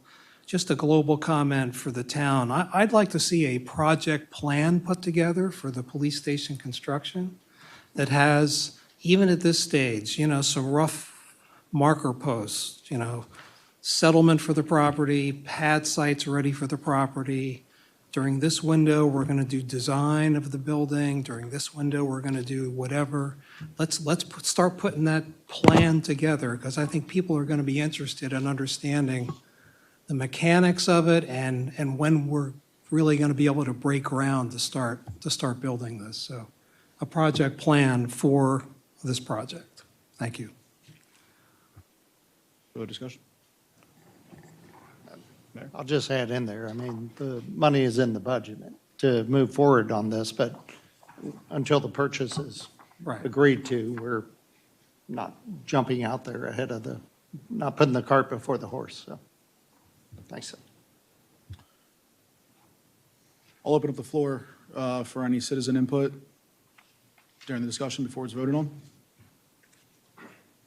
Yes, sir. If you would, please just state your name and address. Lee Hagewood, 1808 South Main Street. I've been out of the loop for a little bit on changes with, Green Tree and stuff like that. I just heard, Green Tree, and I was like, do you really want the police station all the way at the end of the town? But, I don't really know what was going on with Center Street and having it down closer to the center of the town. But it just seems like, I know we want something sooner rather than later, and it's been like an ongoing process to find a spot and stuff like that. But logistically, it's kind of like on the other side of town for, some of the population that's closer to 70 or different areas. So, I mean, you have 27 in Main Street to get, to other parts of it. But, and if that's the only option, then, maybe that's what makes sense. And maybe that will make sense long-term, with growth and stuff like that. But it just was kind of like a shock to me when I just heard Green Tree, and I was like, oh, that's on the edge of town right now, when we had talked about in the past, like having it more centrally located, or, you know, response times to like different things that are developing and stuff like that. So just something to consider and some thoughts on it. Thank you. Yeah, I won't overspeak, and you know, it's very hard. I would challenge anybody from the Planning Commission, from previous councils, from previous mayors. You know, the debate on whether we need a police department or not is over. Okay, this has been in existence since 2016. Okay, whether you agree with it or not, they're here, and we need to support them the same way that they support us. They have been in a underserved facility since 2016. They're on countless waivers to be in that facility that the state grants to us, that there's no guarantee they're going to keep granting to us. We've looked at infill, we've looked at the Fleming building, we've looked at every single thing that all of you have put on Facebook and, you know, said, what about this, what about that? I promise you it has been looked at. And there have been reasons, whether it be the state that says there's not enough acreage, whether it be the building, it's just not for sale. Because if it's not for sale, we can't buy it. Whether there not be enough acreage on the property, there's not enough parking on the property, it's, you know, it's going to cost too much to renovate. I could give you countless reasons as to why, you know, this is probably the best option we have. And they need a home, they deserve a home, and whether you agree with it or not, they're here. And I will tell you that they were here long before we were. So we have to figure out how to support them the same way that they support this community. And I'm not going to be a part of a council that kicks the can down the road anymore.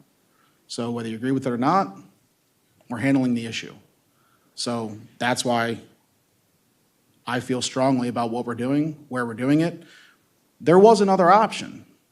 I'll be honest with you about that. There was another option, but it puts it in the backyard of an already existing neighborhood.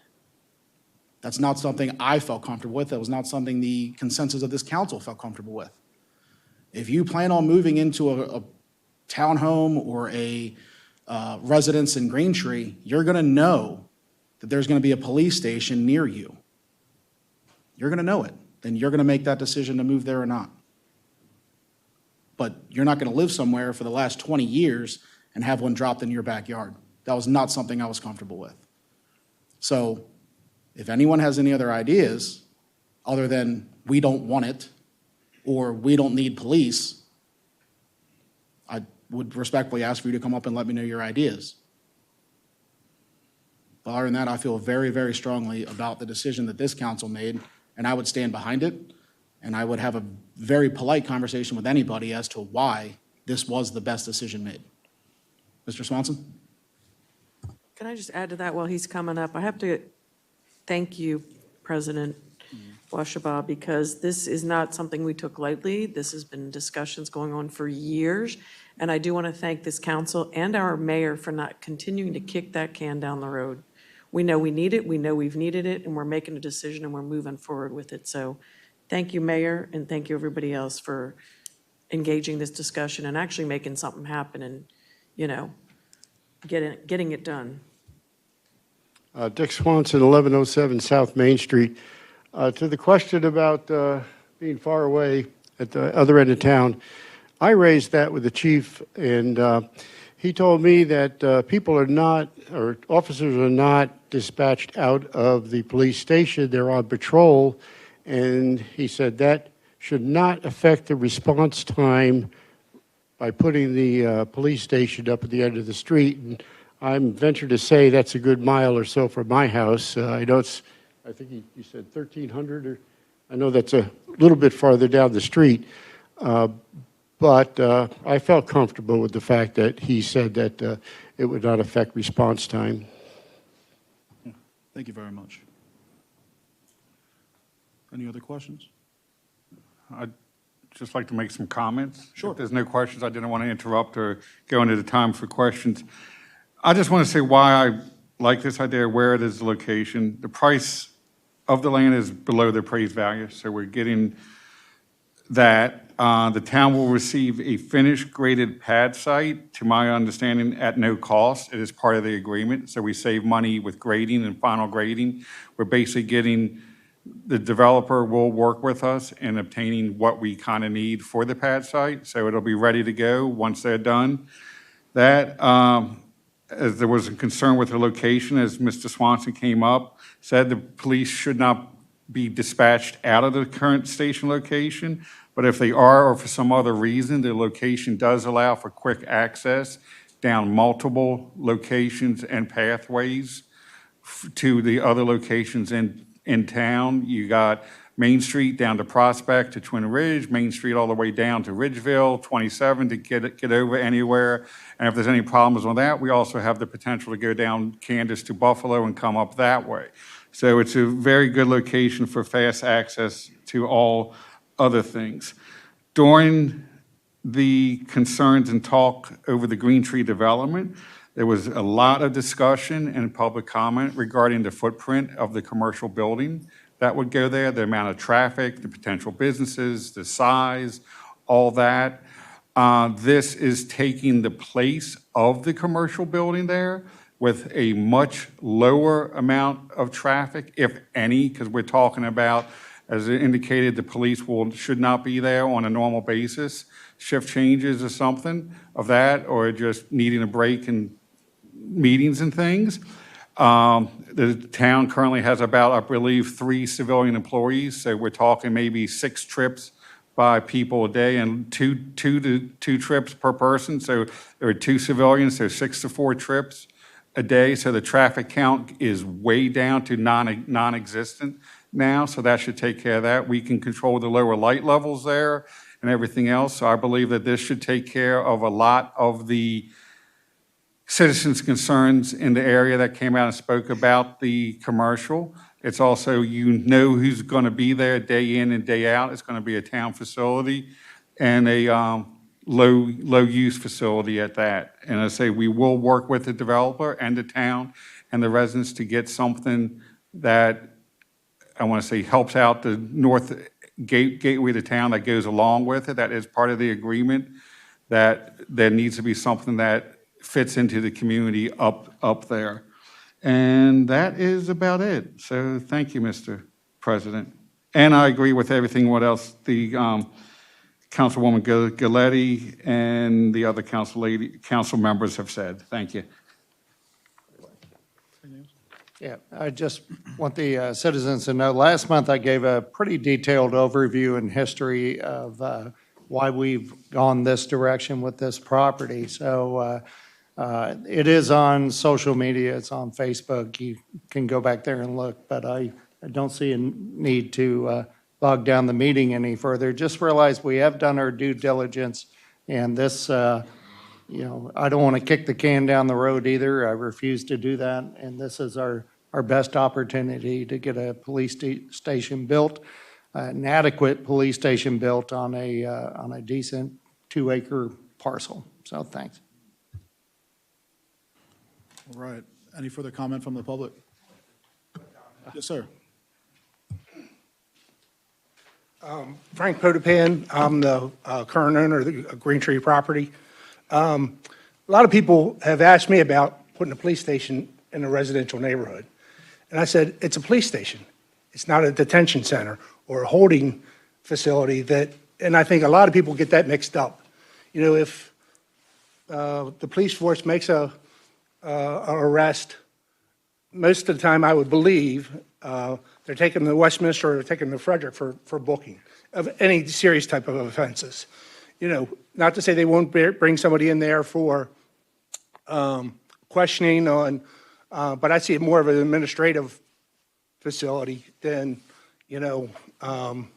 any type of detention or holding facility that some people get mixed up with. The only other thing I'd say in the time frame of the contract, we do have timing in the contract. I will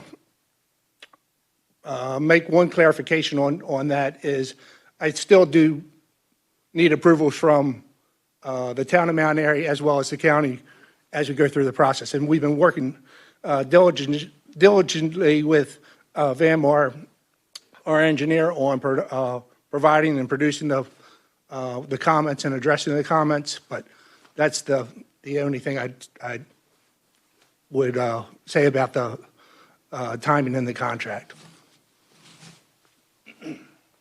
All right, thank you. All right, no further input.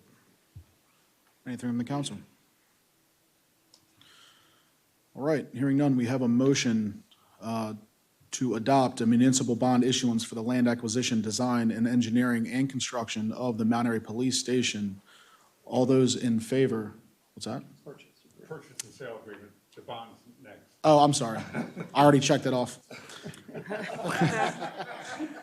We have a motion to approve the purchase and sale agreement for the purchase of a portion of the Green Street property for the future police station for approval. All in favor of approving, please signify by saying aye. Aye. Opposed? All right, thank you. Sorry about that. I skipped on ordinances and resolutions.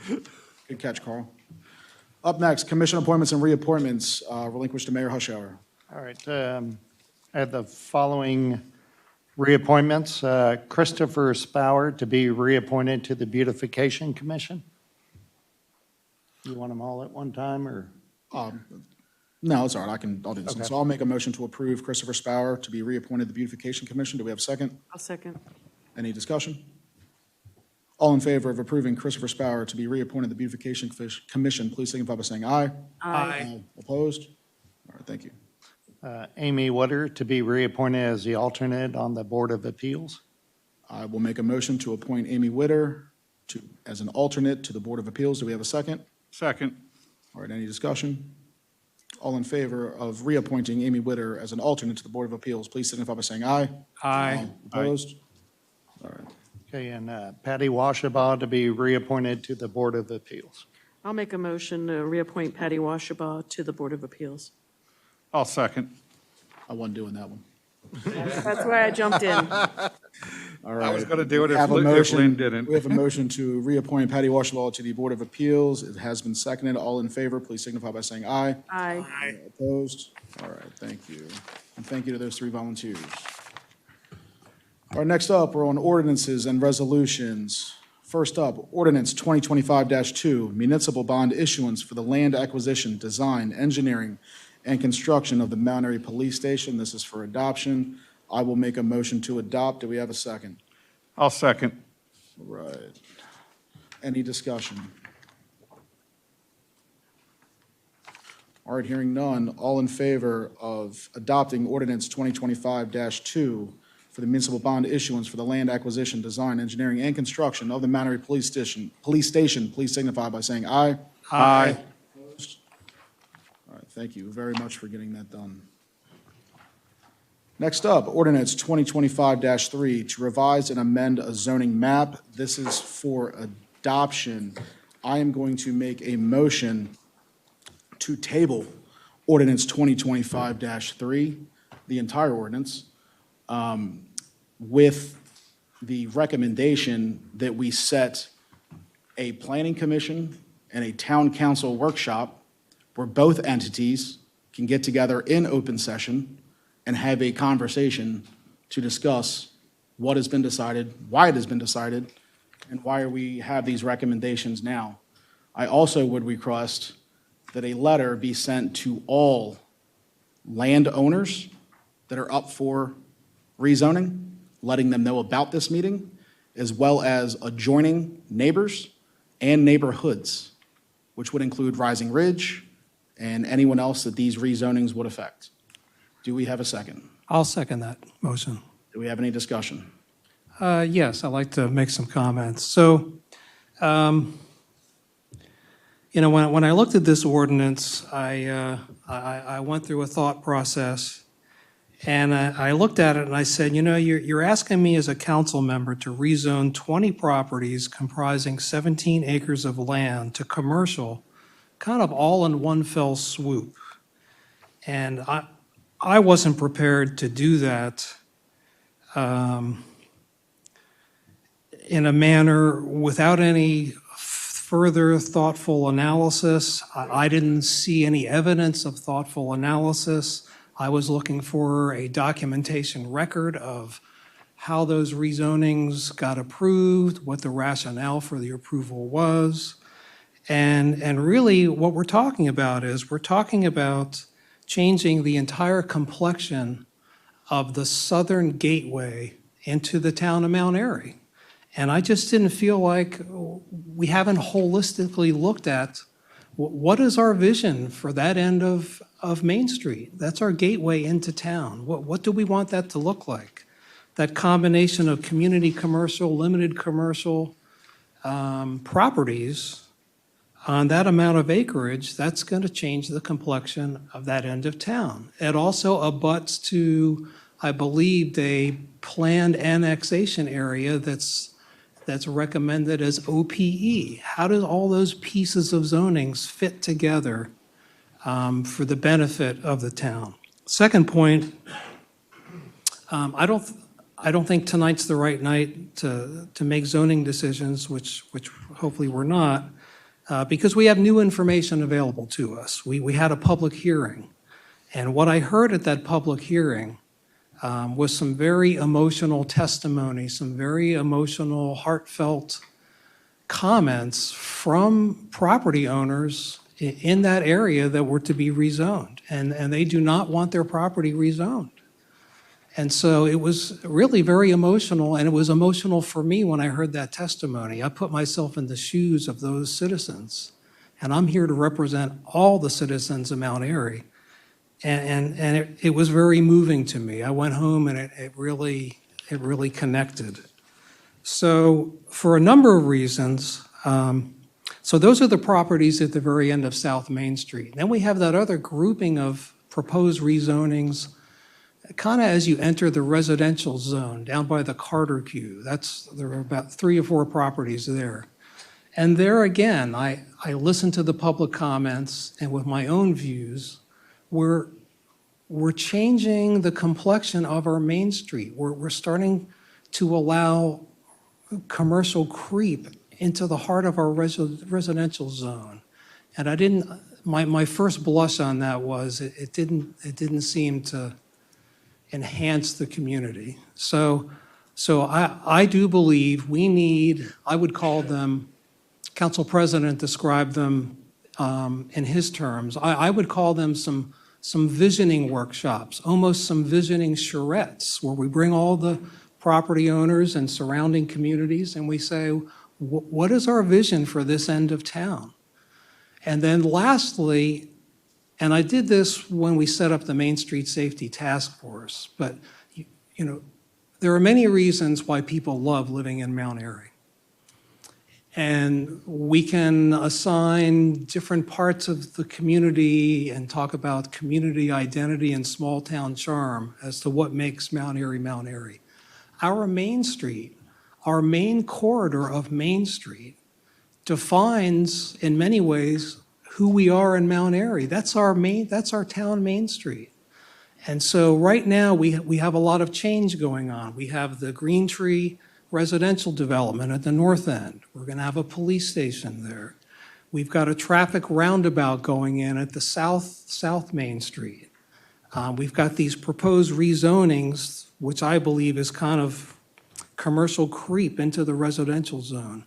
Our Main Street is getting pressured from a lot of directions, and we really need to think holistically about our Main Street corridor and what we want that to look like and how we want future properties rezoned so it fits into that vision. And then I have a lot of other technical comments which I'll hold, but I want to draw from our 2023 master plan, which we just approved.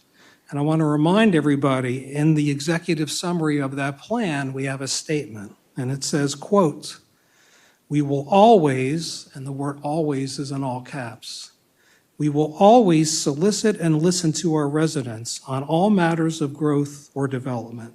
The resident is our most important stakeholder in our future." And so if that's a guiding principle for our master plan, we need to have these types of visioning workshops to think through the process. And then in a thoughtful way, whatever comes out of those, we can go back and amend our master plan. It's a 10-year plan. We have time to do that. We can amend the plan with the zonings we arrive at, and then it would be time to bring those forward legislatively for a council vote. So I'll stop there with my comments. Thank you. I'll have to go on that because unfortunately, Council President, I was going to say with your motion to give the citizens one more chance to speak up, even though they've had, not the citizens, but this process has been a minimum of a 5-year journey through this. There's been countless already workshops, charrettes, and planning. I was going to say one more time, we could hold at least one more meeting or workshop to make sure people feel at ease on making these decisions, because tonight I came ready for it, listening to the whole process, the hearing we had. I was going to offer solutions to the south end of Main Street that I believe everybody would be, would like. It offers everybody something while still preserving, hopefully in the long run, the residential feel of the area, particularly down there. I have gone and looked at it, listened to the traffic, listened to the people at the hearings and stuff. But after hearing Councilmember DeMota's discussion of your ordinance, it seems that it will be used to basically restart the master planning process, particularly for the zoning of the property. And that I cannot stomach in any such way. We're already behind the gun on this. He is saying multiple workshops, charrettes. Let's redo it again, another year, another two years. Basically, give people 2, 3, 4 bites at an apple, where we're already 3 years behind. This started 5 years ago, maybe sooner. We have people waiting on decisions on property. So unfortunately, if this is an attempt by other council members to basically restart the master plan process, even though we've held multiple charrettes, more than what I think any other municipality, community, or town has done in this state, because part of my job is to look at municipal planning documents and stuff, and sometimes it's once and done. You know, they just renew what was already said or hold a couple meetings. This is an attempt, not by you, Council President, but could potentially be used by people and groups outside of this town and in this town to basically realign a master plan with certain ways of thinking that in the long run could be detrimental to the town, and basically reset a process. We already have law, state law already allows for a 5-year review or reset of it. So if we're unhappy with it, or if people are unhappy, we're 2 years behind the gun. It's 2023. So in 3 more years, you're going to potentially have a chance to look at it again. Or the Planning Commission will have the chance. And when the Planning Commission will decide to look at it, come and speak your mind. You are allowed, the Planning Commission is allowed to, I want to say, offer suggestions for rezoning and corrections done to the master plan. But I implore anyone on this council, do not reset the process. Yes, you are, sir. Don't shake your head. You said multiple meetings, multiple charrettes, not one, not a rehearing. That to me implies that you are attempting, or groups outside or influencing you or other people, to reset the master planning process to obtain something they like, to potentially change our zoning and throw us into even more disarray and potential lawsuits. Thank you. And no response is needed. Well, you're going to get one from me, number one. Number two, no, stop talking. Stop talking. Hey, number one, remove the emotion. Okay. Number two. Sorry, sir. Number two, you're going to get a response from me. I don't know. The motion at hand is the motion that we're voting on. What his opinion is the way things are go, or just that his opinion, okay? The motion at hand is what I said and how I see things moving forward. Yeah. So that's what we're speaking on. 1. 2, I don't know how anyone on this council could come prepared to vote on this ordinance. I don't see how you could do it. When did we, as a council, have a chance to ask questions in open session to the Planning Commission? We tried. We tried at the Legion, and we were told it will come across our table. Now is not the time to go down the zonings. Were we not? I believe that is correct, sir. And my, Yep. Okay. Yes or no? I believe so, yes. Thank you. Okay. So we were told then, now is not the time to go down this. It'll come across your table. Okay? We won't ask questions. The next time, the second one, we didn't even go back to that chapter to ask about the zonings. We were wordsmithing. We were going through it. Next thing you know, we're voting on the master plan. But the ordinance for the zonings is going to come across our table. Okay, well, here it is. I don't know about the rest of the council members, but I had 3 planning commission members email me saying that they don't support it. So the fact that you're here saying you have other alternatives other than this ordinance means that you're just going to spot zone on the fly tells me you are not prepared to do this because there's no foresight. There's no thought process to it. Just because you think it's a good idea, and no disrespect to John, this is his job. Just because he thinks it's a good idea does not necessarily mean it's a good idea. As an entity, we all need to sit down and figure out the best way forward with the Planning Commission, with the owners of the property. The biggest investment you make in your life is to land. Who am I to dictate what use their land is? Who are you?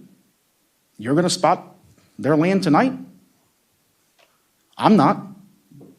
Not without due process. So no, I'm not saying we forward this on years down the road. What I'm saying is I want a shot at the Planning Commission to say, how did you get here? Why did you get here? What was the process in which you got here? Because I promise you, you don't want 5 council members coming to the Planning Commission meetings asking you a bunch of questions. In fact, we can't because of the Open Meetings Act. You don't want us coming to the workshops, sitting out there, because we can't because of the Open Meetings Act. So when did we have a chance? Then why am I getting emails from the Planning Commission saying they don't support this ordinance? Why are there 4 or 5 owners saying they don't like where their property is being zoned? I'm not playing God with your property. I'm not doing it. No. So, no, I don't think you're prepared. Your opinion, but okay, yeah. Council President? Oh, Council President, I just wanted to say my... Please hold. Okay.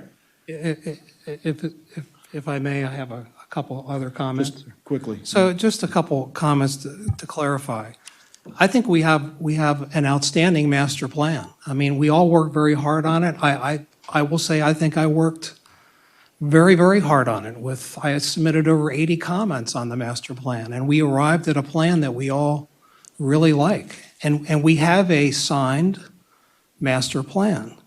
What we're doing here is, the question at hand is, there are some proposed rezonings that are proposed in the master plan, this set of properties, and those are proposed. And so now the question is, are we ready to rezone those legislatively? And I don't feel like I have enough information to make that decision. We've heard people who own the property, that they're not happy with the rezonings. And, you know, when I say vision-type workshops and charrettes, I'm not talking about a 5-year process with 10 meetings, okay? So let's wind that back a bit. My point is, we need to have at least 1 meeting. We might need to have 2 meetings, I don't know.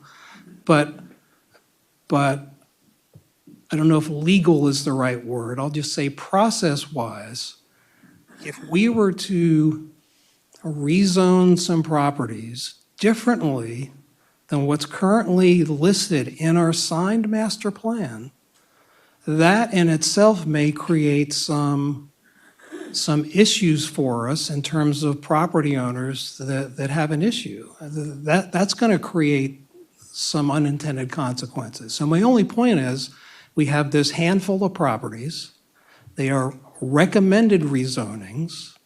I think we need to sort that through, think holistically about what it means for our Main Street.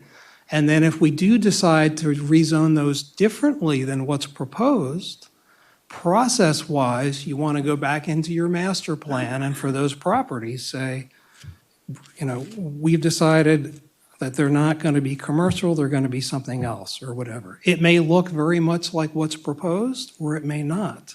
But I think that's the process we have to follow is think this through, go through a process, and if we arrive at rezonings that we want that are different than what was proposed in the master plan, you got to go back and open up that master plan. We're not changing the whole master plan, we're just changing the future for those specific properties. And that is, I think, what we're doing. So those are my comments. Thank you. We'll open up to the mayor. Thank you. I see Martina back there is ready to go. I'm a little bit confused at the emotion that's being shown up here in terms of, we are going through a process. These zonings, correct me if I'm wrong, zoning administrator, John. These are the proposed zonings that were in the master plan. That's correct. So that's, nobody did anything wrong by drafting this ordinance. And it seems like there's some finger pointing going on. There shouldn't be. Okay? The ordinance was drafted. It was drafted with the suggested or proposed rezonings. The council's doing its job. You're doing your due diligence and looking at it. The only thing I've heard up here that kind of grates on me is a suggestion that these rezonings were haphazardly put in there by the planning commission or by us jointly. And I just don't think that's fair to all the people who work so hard on the master plan. I think that it's wrong to look at the people who put this together and suggest that they were not doing their due diligence as they got it together. So that's the only thing that bothered me. And I know I've said it to the staff. I said it to Heather numerous times. The airplane's not on fire here. This is fine.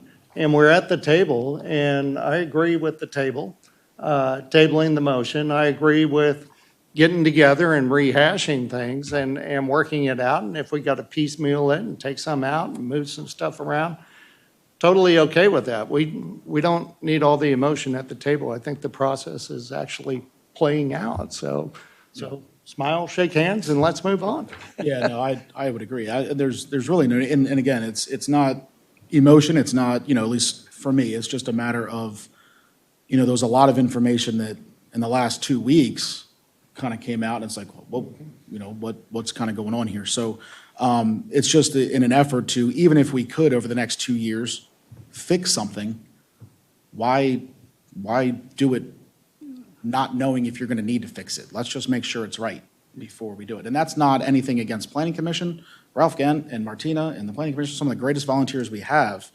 But, we've got emails from them that state certain things. So that's why it's like, maybe we just need to all get in the same room for the first time and talk about the zonings and how we just need to move forward. And that's why, in my opinion, one meeting, one workshop, and, I think that we can go ahead. I'm going to go ahead and open up to.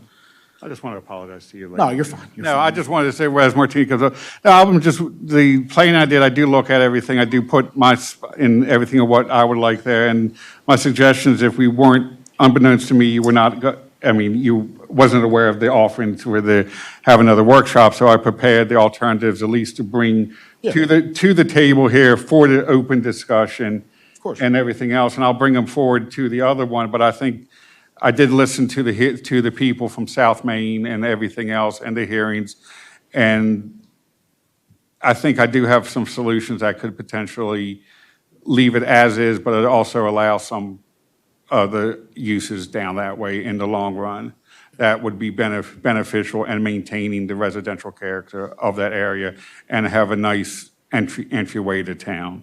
So I'll be more than happy if it's just one meeting or workshop or charrette, that's fine. I just don't want to be in the process of reopening the whole master plan to this thing again. That's what the emotion was, that, as you said, the planning commission, the people have taken multiple years and a lot of hits on this. I'm not willing to let them do it again, take those hits again. Thank you, Mr. President.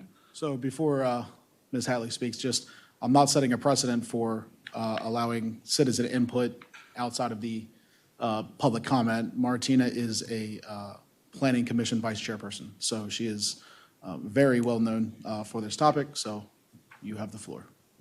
Okay, I understand this whole debate. I am confused why a couple of, I just want to clarify, the ones I think may have emailed you about not being comfortable with it weren't actually on the commission when these decisions were made.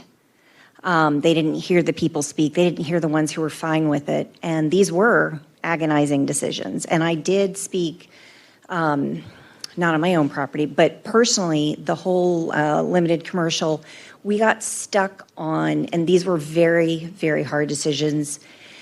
I want to remind everyone that legislatively within the code, we get stuck because neighborhood professional, which some businesses, it's great. You have to use that property and that structure. So it's great for maintaining the look of Main Street. But then a business needs more room and it doesn't allow for expansion. So the thought behind the LC, because we did start out at NP, and the thought behind the LC was to not cause delay if a future business happened to go there. And I did, do you want me to share the story I shared with you? My family went through this in Virginia. The county rezoned my grandparents' property. And they rezoned it to, I think they went full commercial. It was 5 acres, a little old neighborhood that had existed. My grandparents bought it, I think, in the 40s or 50s. And the county, because it's Loudoun County, they expanded and they said, commercial. So I've seen this personally. Right next door, 2 houses down from my grandparents, the lady did not want to sell. Even though she was commercial, her kids were upset. She stayed there for the rest of her life. And I just want to remind everybody that if somebody comes to you and says, I want to put something there, and you don't want it, you can tell them to pound sand. It does not mean that you're being forced to do anything. And if anybody tries that, you come to town hall. I mean, that's what you guys are for. We do have problems within the code. I wouldn't say problems, but especially if a business needs to expand. It's tough. We're stuck with certain regulations based on a zone. So we did kind of start small, but then we recognized the problems within that particular zone, and the next solution became available.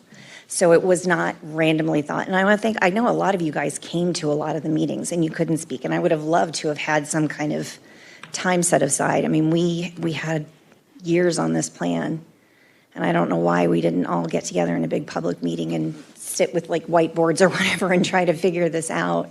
But yeah, it was a lot of back and forth, and we did not hear a lot of pushback initially on some of these things, the way that we're hearing now. And when the other 2 commissioners who were part of that decision were there, they gave their input, they gave their thought process, and then we kind of came up with this plan.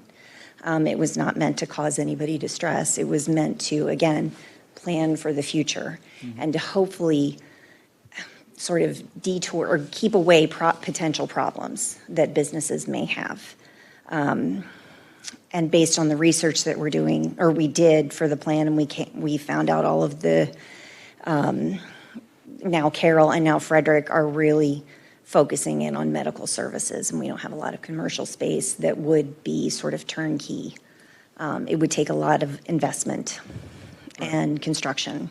So it's kind of where our approach was from. It wasn't anything other than that, really. Right, and see, this is information that council's not privy to. You didn't. You can't sit and ask, what makes this property good for X, Y, and Z?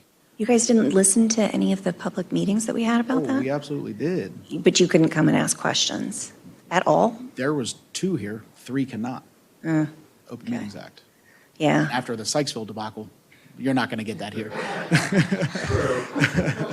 So this is a lesson for the next master plan. My as well. thing is, and again, I do not want to put our volunteers through any kind of craziness. Yeah, we can't kick this down the road. No.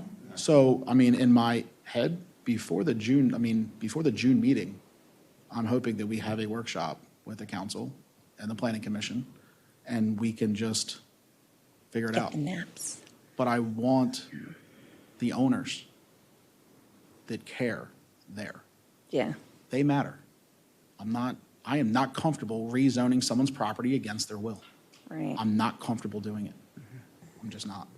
And we did have owners that were fine. This is what I'm saying. They came in and. I didn't see and any. Well, not lately, like when we were going through the process. I mean, do I you heard remember 5 a that were lot not, of? and I got 6 emails that were not. Yeah. And then I got that's- abutting neighborhoods that were also not, Yeah. right? And we have a traffic circle that's no longer even bid right now, right? That's gonna come up next month. We have no way to figure out how the traffic's gonna handle on the commercial side of Extended South Main. Right. So I'm asking how we are comfortable making this decision right this second. Right. I mean, do you guys remember a lot of pushback initially? Yeah. Maybe the traffic circle wasn't as, No, it's not it's not that, and I've been through it, because again, I apologize We're for on the my planning anger. commission side, yeah. But at one point, you were a liaison, I think. yeah, I was liaison when it all started, and the normal pushback that you would think, but people came in, that the property owners that supported, the people that didn't want it, didn't, and the people that got what they wanted out of it probably said, okay, I got what I want, I'm not And gonna didn't show come back up again. The people that still had some angst about the zoning came back, and whenever their property or their area came up, Right. would come back and reiterate their concerns with the zoning classification. So that's probably why, as it went through the process and the council switched, there were not, the supporters of the property that got rezoned is not going to show up. It's going to be the people that are Got the letters. unhappy, that still have concerns with the zoning that was directly related or directly close to them, to try and just reiterate and try and get their points of view across and taken into consideration when the final decision's made. And there's nothing wrong with that. Right. That's probably why it was that. No, and Because I do understand where you're coming from, and I agree with you. You know, if you're in a situation where, and this is where I struggled, this is why I could not come tonight ready to make a decision. If I'm sitting on a 2% interest rate and I plan on staying in my house for the rest of my life because my mortgage is super cheap, and Right. I paid $300,000 for my house, I don't want it rezoned. I don't want to have to sell it and then You wouldn't pay have to- $750,000 for an 8% interest rate right now. It's not doing me any good. And no, I don't have to. Right. But because I decided, or some guy that's never even stepped foot on my property, or some female that's never stepped foot on my property, decided to rezone my whole neighborhood, now instead of living next to my neighbor, I'm living next to a landscape company. I'm living next to exactly the what lawyer. happened. I'm living next to, you changed my entire life. And no, I don't have to move, but you're basically forcing me out. And if you're not forcing me out, you're forcing me to live next to a bunch of businesses. Which isn't as horrible as you think. 'Cause I live across the street and next to one. So I do speak from experience of actually watching this process happen. And again, where my house is, there used to be 5 houses on the other side of Verizon. Now there's this commercial building. Yeah. So I did come into this with a lot of sort of experience of what if this and what if that. And it was very hard. But again, we are stuck with certain zoning things. So we can do things, I mean, we can't because that's legislative. But, yeah. But another question that I would ask from a legislative side, and then I'll let you go, because this is not a I got one more workshop, question to ask of you, Mr. President. is, in the master plan, we are talking about creating affordable housing. Right. And we're talking about having affordable housing in Mount Airy.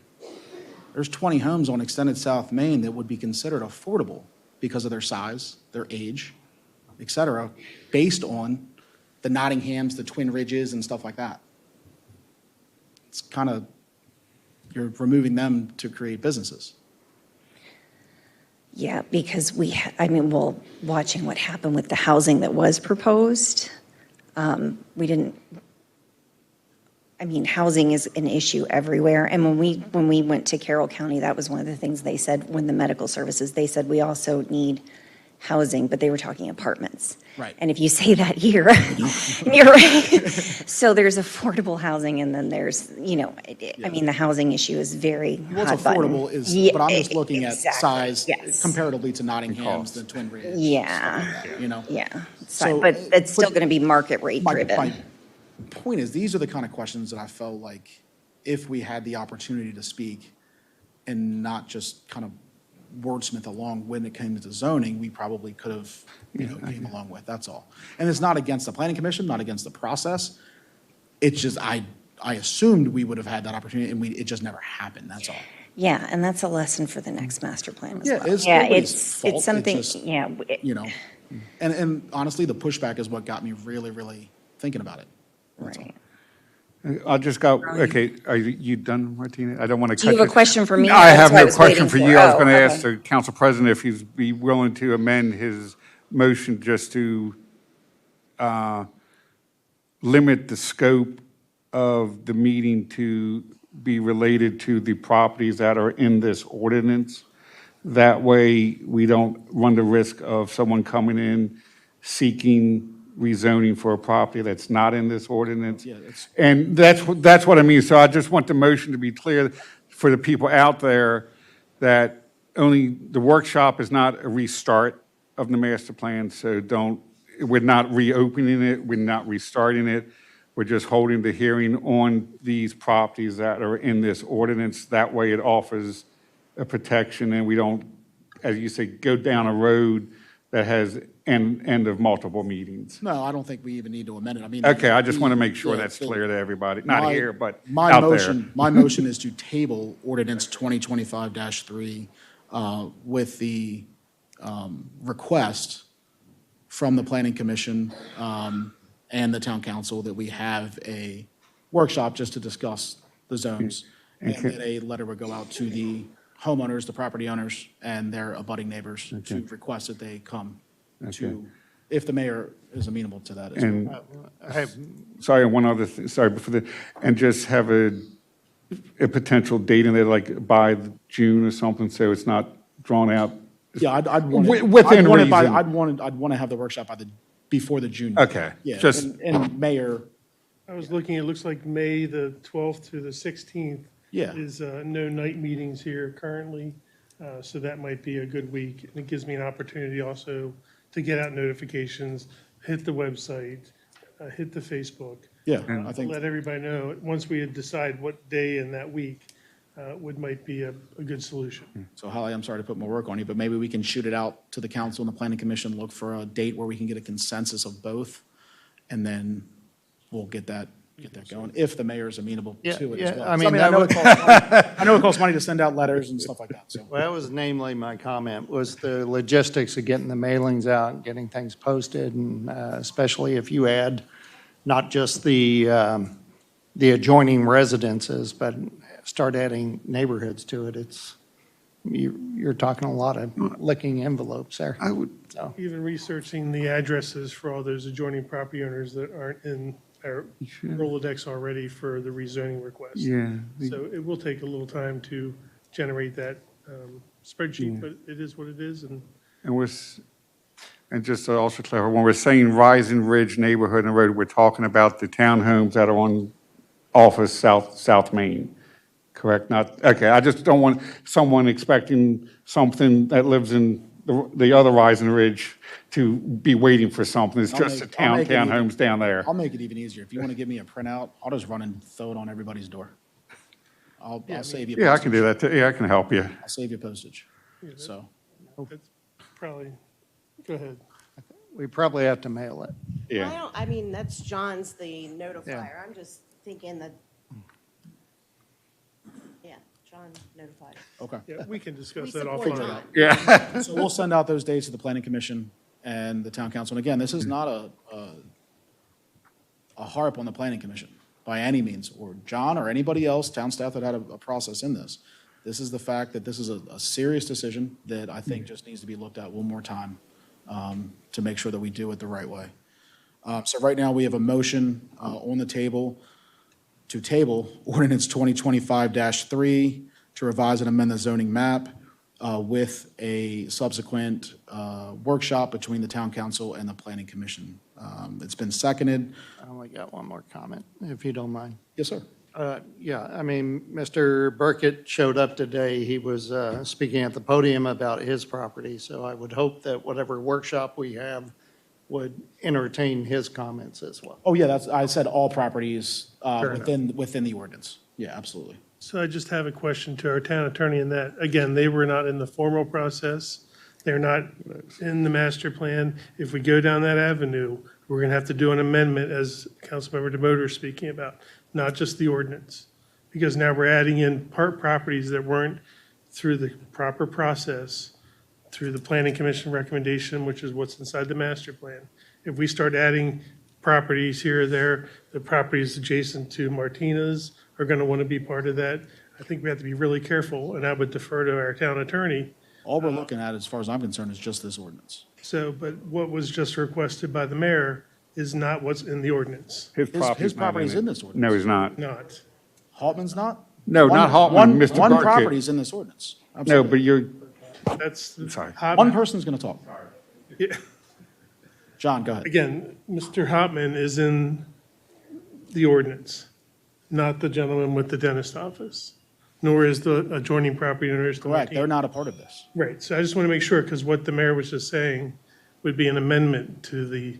What I asked plan, not the for ordinance at was hand. Mr. Burkett to be heard at the podium. Okay, If- Yeah, he can be Now, heard, absolutely. I mean, there are other avenues somewhere way down the road where you have a significant change or, or something like that, where it would come into play. But anyway, I just want to make sure everyone's heard, and I think everybody would agree with that, so. Yeah, absolutely. Okay. All right. All right. Tom? I think everybody's got to understand, the master plan calls for the rezonings that are in this ordinance. So it's not just adding properties that may require amending the master plan. It's decisions not to rezone properties that your approved master plan calls to be rezoned. Right. So if the decision is that you're not going to rezone in accordance with your master plan, you ought to follow that up and with amendments to the master plan. Right. Point. let me, Nope, for a nope. question for Tom question. One. Because it sounds like, as you said, to decide not to rezone the properties that are in our master plan. Can we, because it sounds like we might end up piecemealing this, would we be allowed to do that? Like, say, since there's a different type of properties in different locations in town, is this an all or nothing ordinance, or can we separate out certain properties? Like, say, certain properties are in the master plan as limited commercial or community commercial.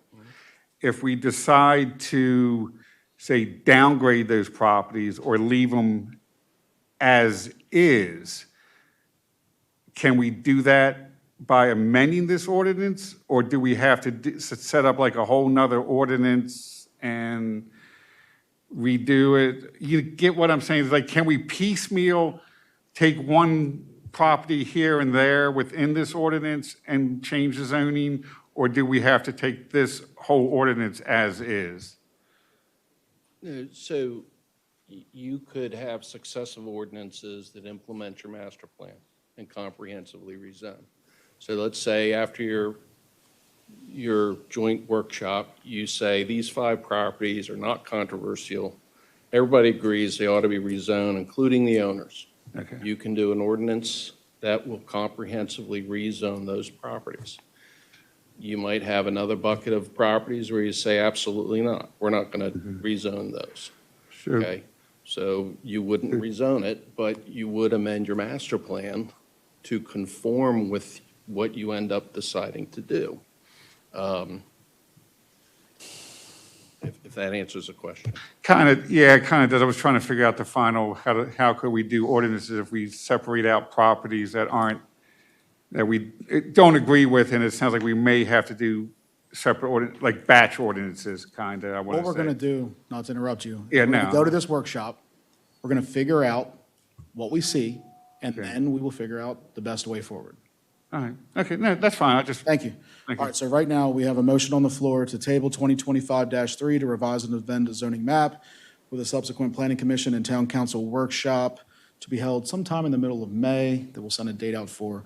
All in favor to table ordinance 2025-3, please signify by saying aye. Aye. Opposed? All right, thank you. Ordinance 2025-4 to adopt tax rates for fiscal year 2025-26. This is for introduction and to schedule a public hearing. I'll make a motion to introduce. Do we have a second? Second. Right, scheduling a public hearing. Oh, good Lord. We looking at just prior to the council meeting, 7 PM? Or do you think we need a whole nother date? It says public hearing. Tax one. Okay, so public hearing, what's the date of our, May 5th?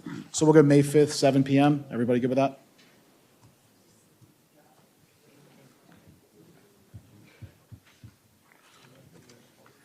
Good to go? Yes, I introduced. Carl. Second, yeah, Carl. normal. Oh, no. No, you're good. And then we have a date of May 5th, 7 PM. All right. All right, we'll see that next month. All right. And then next up, we have ordinance 2025-5 to adopt the budget for fiscal year 25-26. This is for introduction and to set a public hearing and schedule a budget workshop. I'll make a motion to introduce. I'll second. All right, we have a second. Now, this one, we need to schedule a public workshop. The public hearing would be before the May meeting, but Okay. the workshop would be Okay. Do we want 1 or 2 days for this? All right, so we'll do the public hearing to adopt the budget at 7:15 on May 5th. All right, now for the budget workshop, I know Katie had a date. If we can do April 23rd, I can't do any time next week because I will be out of the state. Okay.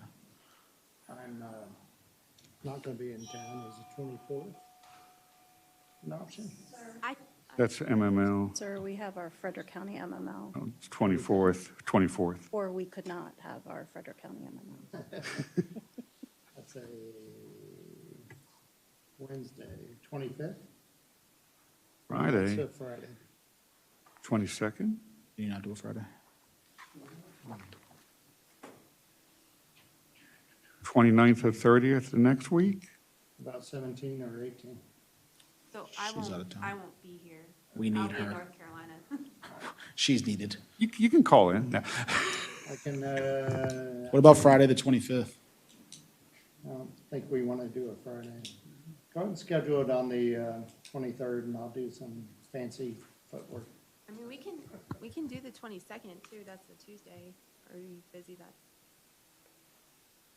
In Albuquerque. Oh, okay. Okay. I mean, we can also do the 28th, the 29th, the 30th. The 28th is planning, Commission. Oh, yeah. 29th and 30th. Schedule it for the 23rd. I can, I'll make it work. That is EDC as well, so we'll just have to, we might have to meet somewhere else. Okay. Is EDC meeting town hall? So my calendar shows. EDC, You're talking about April, aren't you? yeah. No, we don't meet it, we'll meet in May. Oh, okay. Okay, All right, perfect. my calendar shows it is. All right, so we're April 23rd, town hall. What time? 6?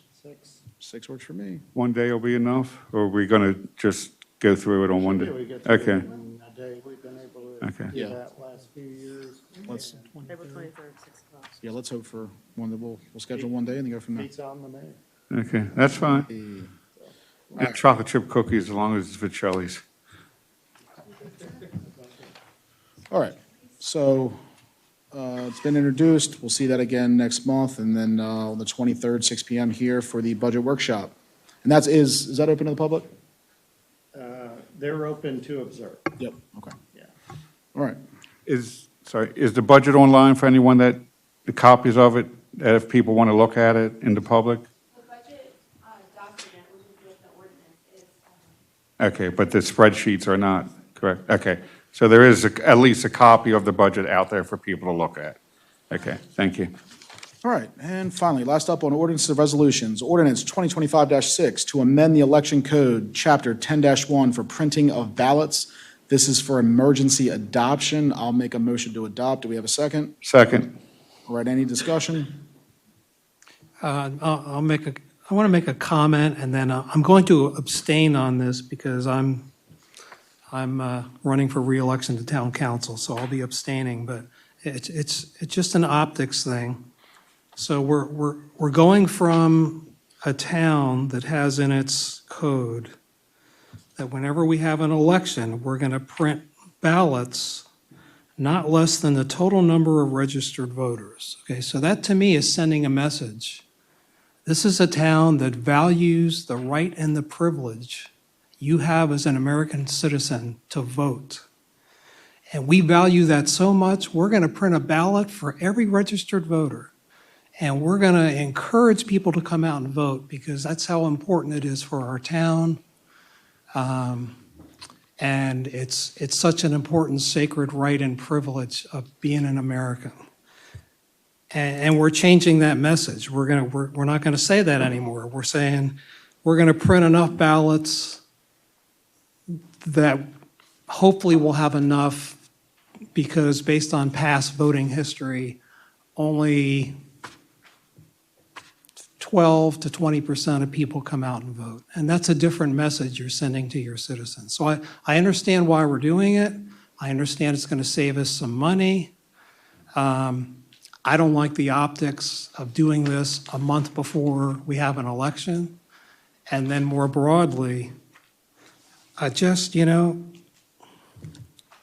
it's a personal thing for me too. It's, my dad fought in World War II. He was part of Patton's Battle of the Bulge. He was a tank commander. He got a Silver Star and numerous Purple Hearts and all kinds of accommodations. And every year we'd say, Dad, who did you vote for this year? And he'd say, that's my right. I don't share that with anybody, and I earned it. And I just feel like we're sending the wrong message of what it means to vote in this country and be a voter in our town. So it's just a comment, and I'm abstaining, and I yield back to the president. All right, thank you. So this is up for emergency adoption. I got a comment. Yep, go ahead. Yeah, I served 20 years in the Navy, flew during the Gulf War. Granted, nobody was shooting at me, but the Board of Elections has made this recommendation. I've been around long enough to go through several election cycles, and I wish 6,000 people showed up. I agree. But the most I've ever seen showed up for election was about 2,500. And so, saving money and not having to throw a bunch of stuff in a landfill, I'm okay with it. Thanks. I have one comment.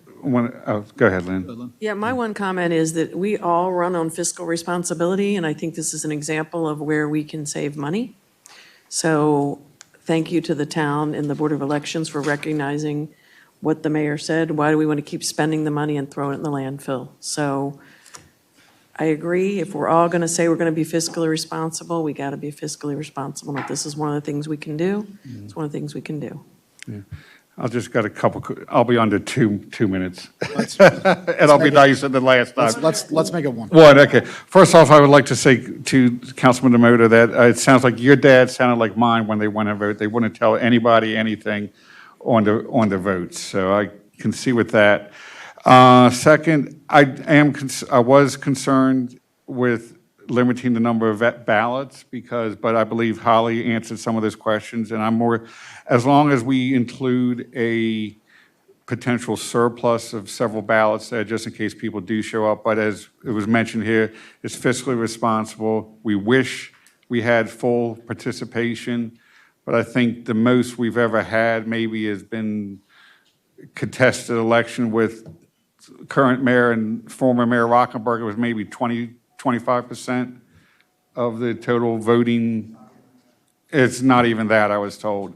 So I think we will print up enough, and we even tried the electronic ballots, I believe, the electronic machines one year, and then there were complaints of saying, there's no record on it, and it was proven that the machines were pretty accurate on everything. So as long as we have paper ballots as a backup and enough to say if for some reason we have an onslaught of 30, 40% of voter turnout, which we've never had, I'm okay with it. And as the mayor said, you kind of have to trust the Board of Elections after a while because they know what they're talking about when turnout has happened over many years.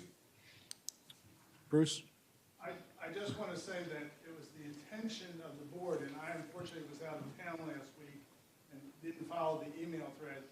Our main concern was uncontested elections, not all elections. Yes, we throw ballots away, but on those elections, there's always the possibility that everybody could come out. But historically, if you look at the number of people that come out on uncontested elections, we're only talking about 400 people or so. And it's just some people that like to vote and, show their support for a candidate. So really, our concern was the fact that each ballot costs 59 cents.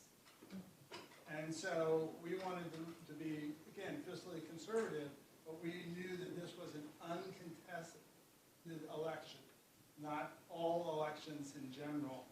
We figured out because, anyway, that was really our concern. And I wanted to make sure you understood that. It was really that this was an uncontested election. And I was looking actually for this to be specific to this particular election. Yeah, that was going to be my point, was just that it was because it was uncontested. Yes, Doc? Could you just order some extra ballots in case you had too many that would be generic in a sense? You can't. No, you can't. Go for the next year? Because they're scanned, they have to be serialized and printed a special way. We have to order them all at once. We can't say, oh, we just found out somebody's running for, and we should be more ballots. The week before the election, we have to have them there. When they set up, they run the print because they're serialized. Yeah. And then we go. Okay. All right. So right now, we have a motion and a second for an emergency adoption for ordinance 2025-6 to amend the election code, chapter 10-1, printing of ballots. All in favor for ordinance 2025-6, please signify by saying aye. Aye. Opposed? And abstain? Abstain. Thank you very much. We have no unfinished business. At this time, we are going to roll call into closed session for under provision article 3-305B, subset 7 for litigation, and 3-305B, subset B3 for land acquisition. Roll calling into close. Councilmember Evans? Aye. Councilmember Munder? Aye. Council Secretary Galletti? Aye. Councilmember Demoter? Aye. I'm an aye as well. At the conclusion of that closed session, this meeting will be adjourned. Thank you.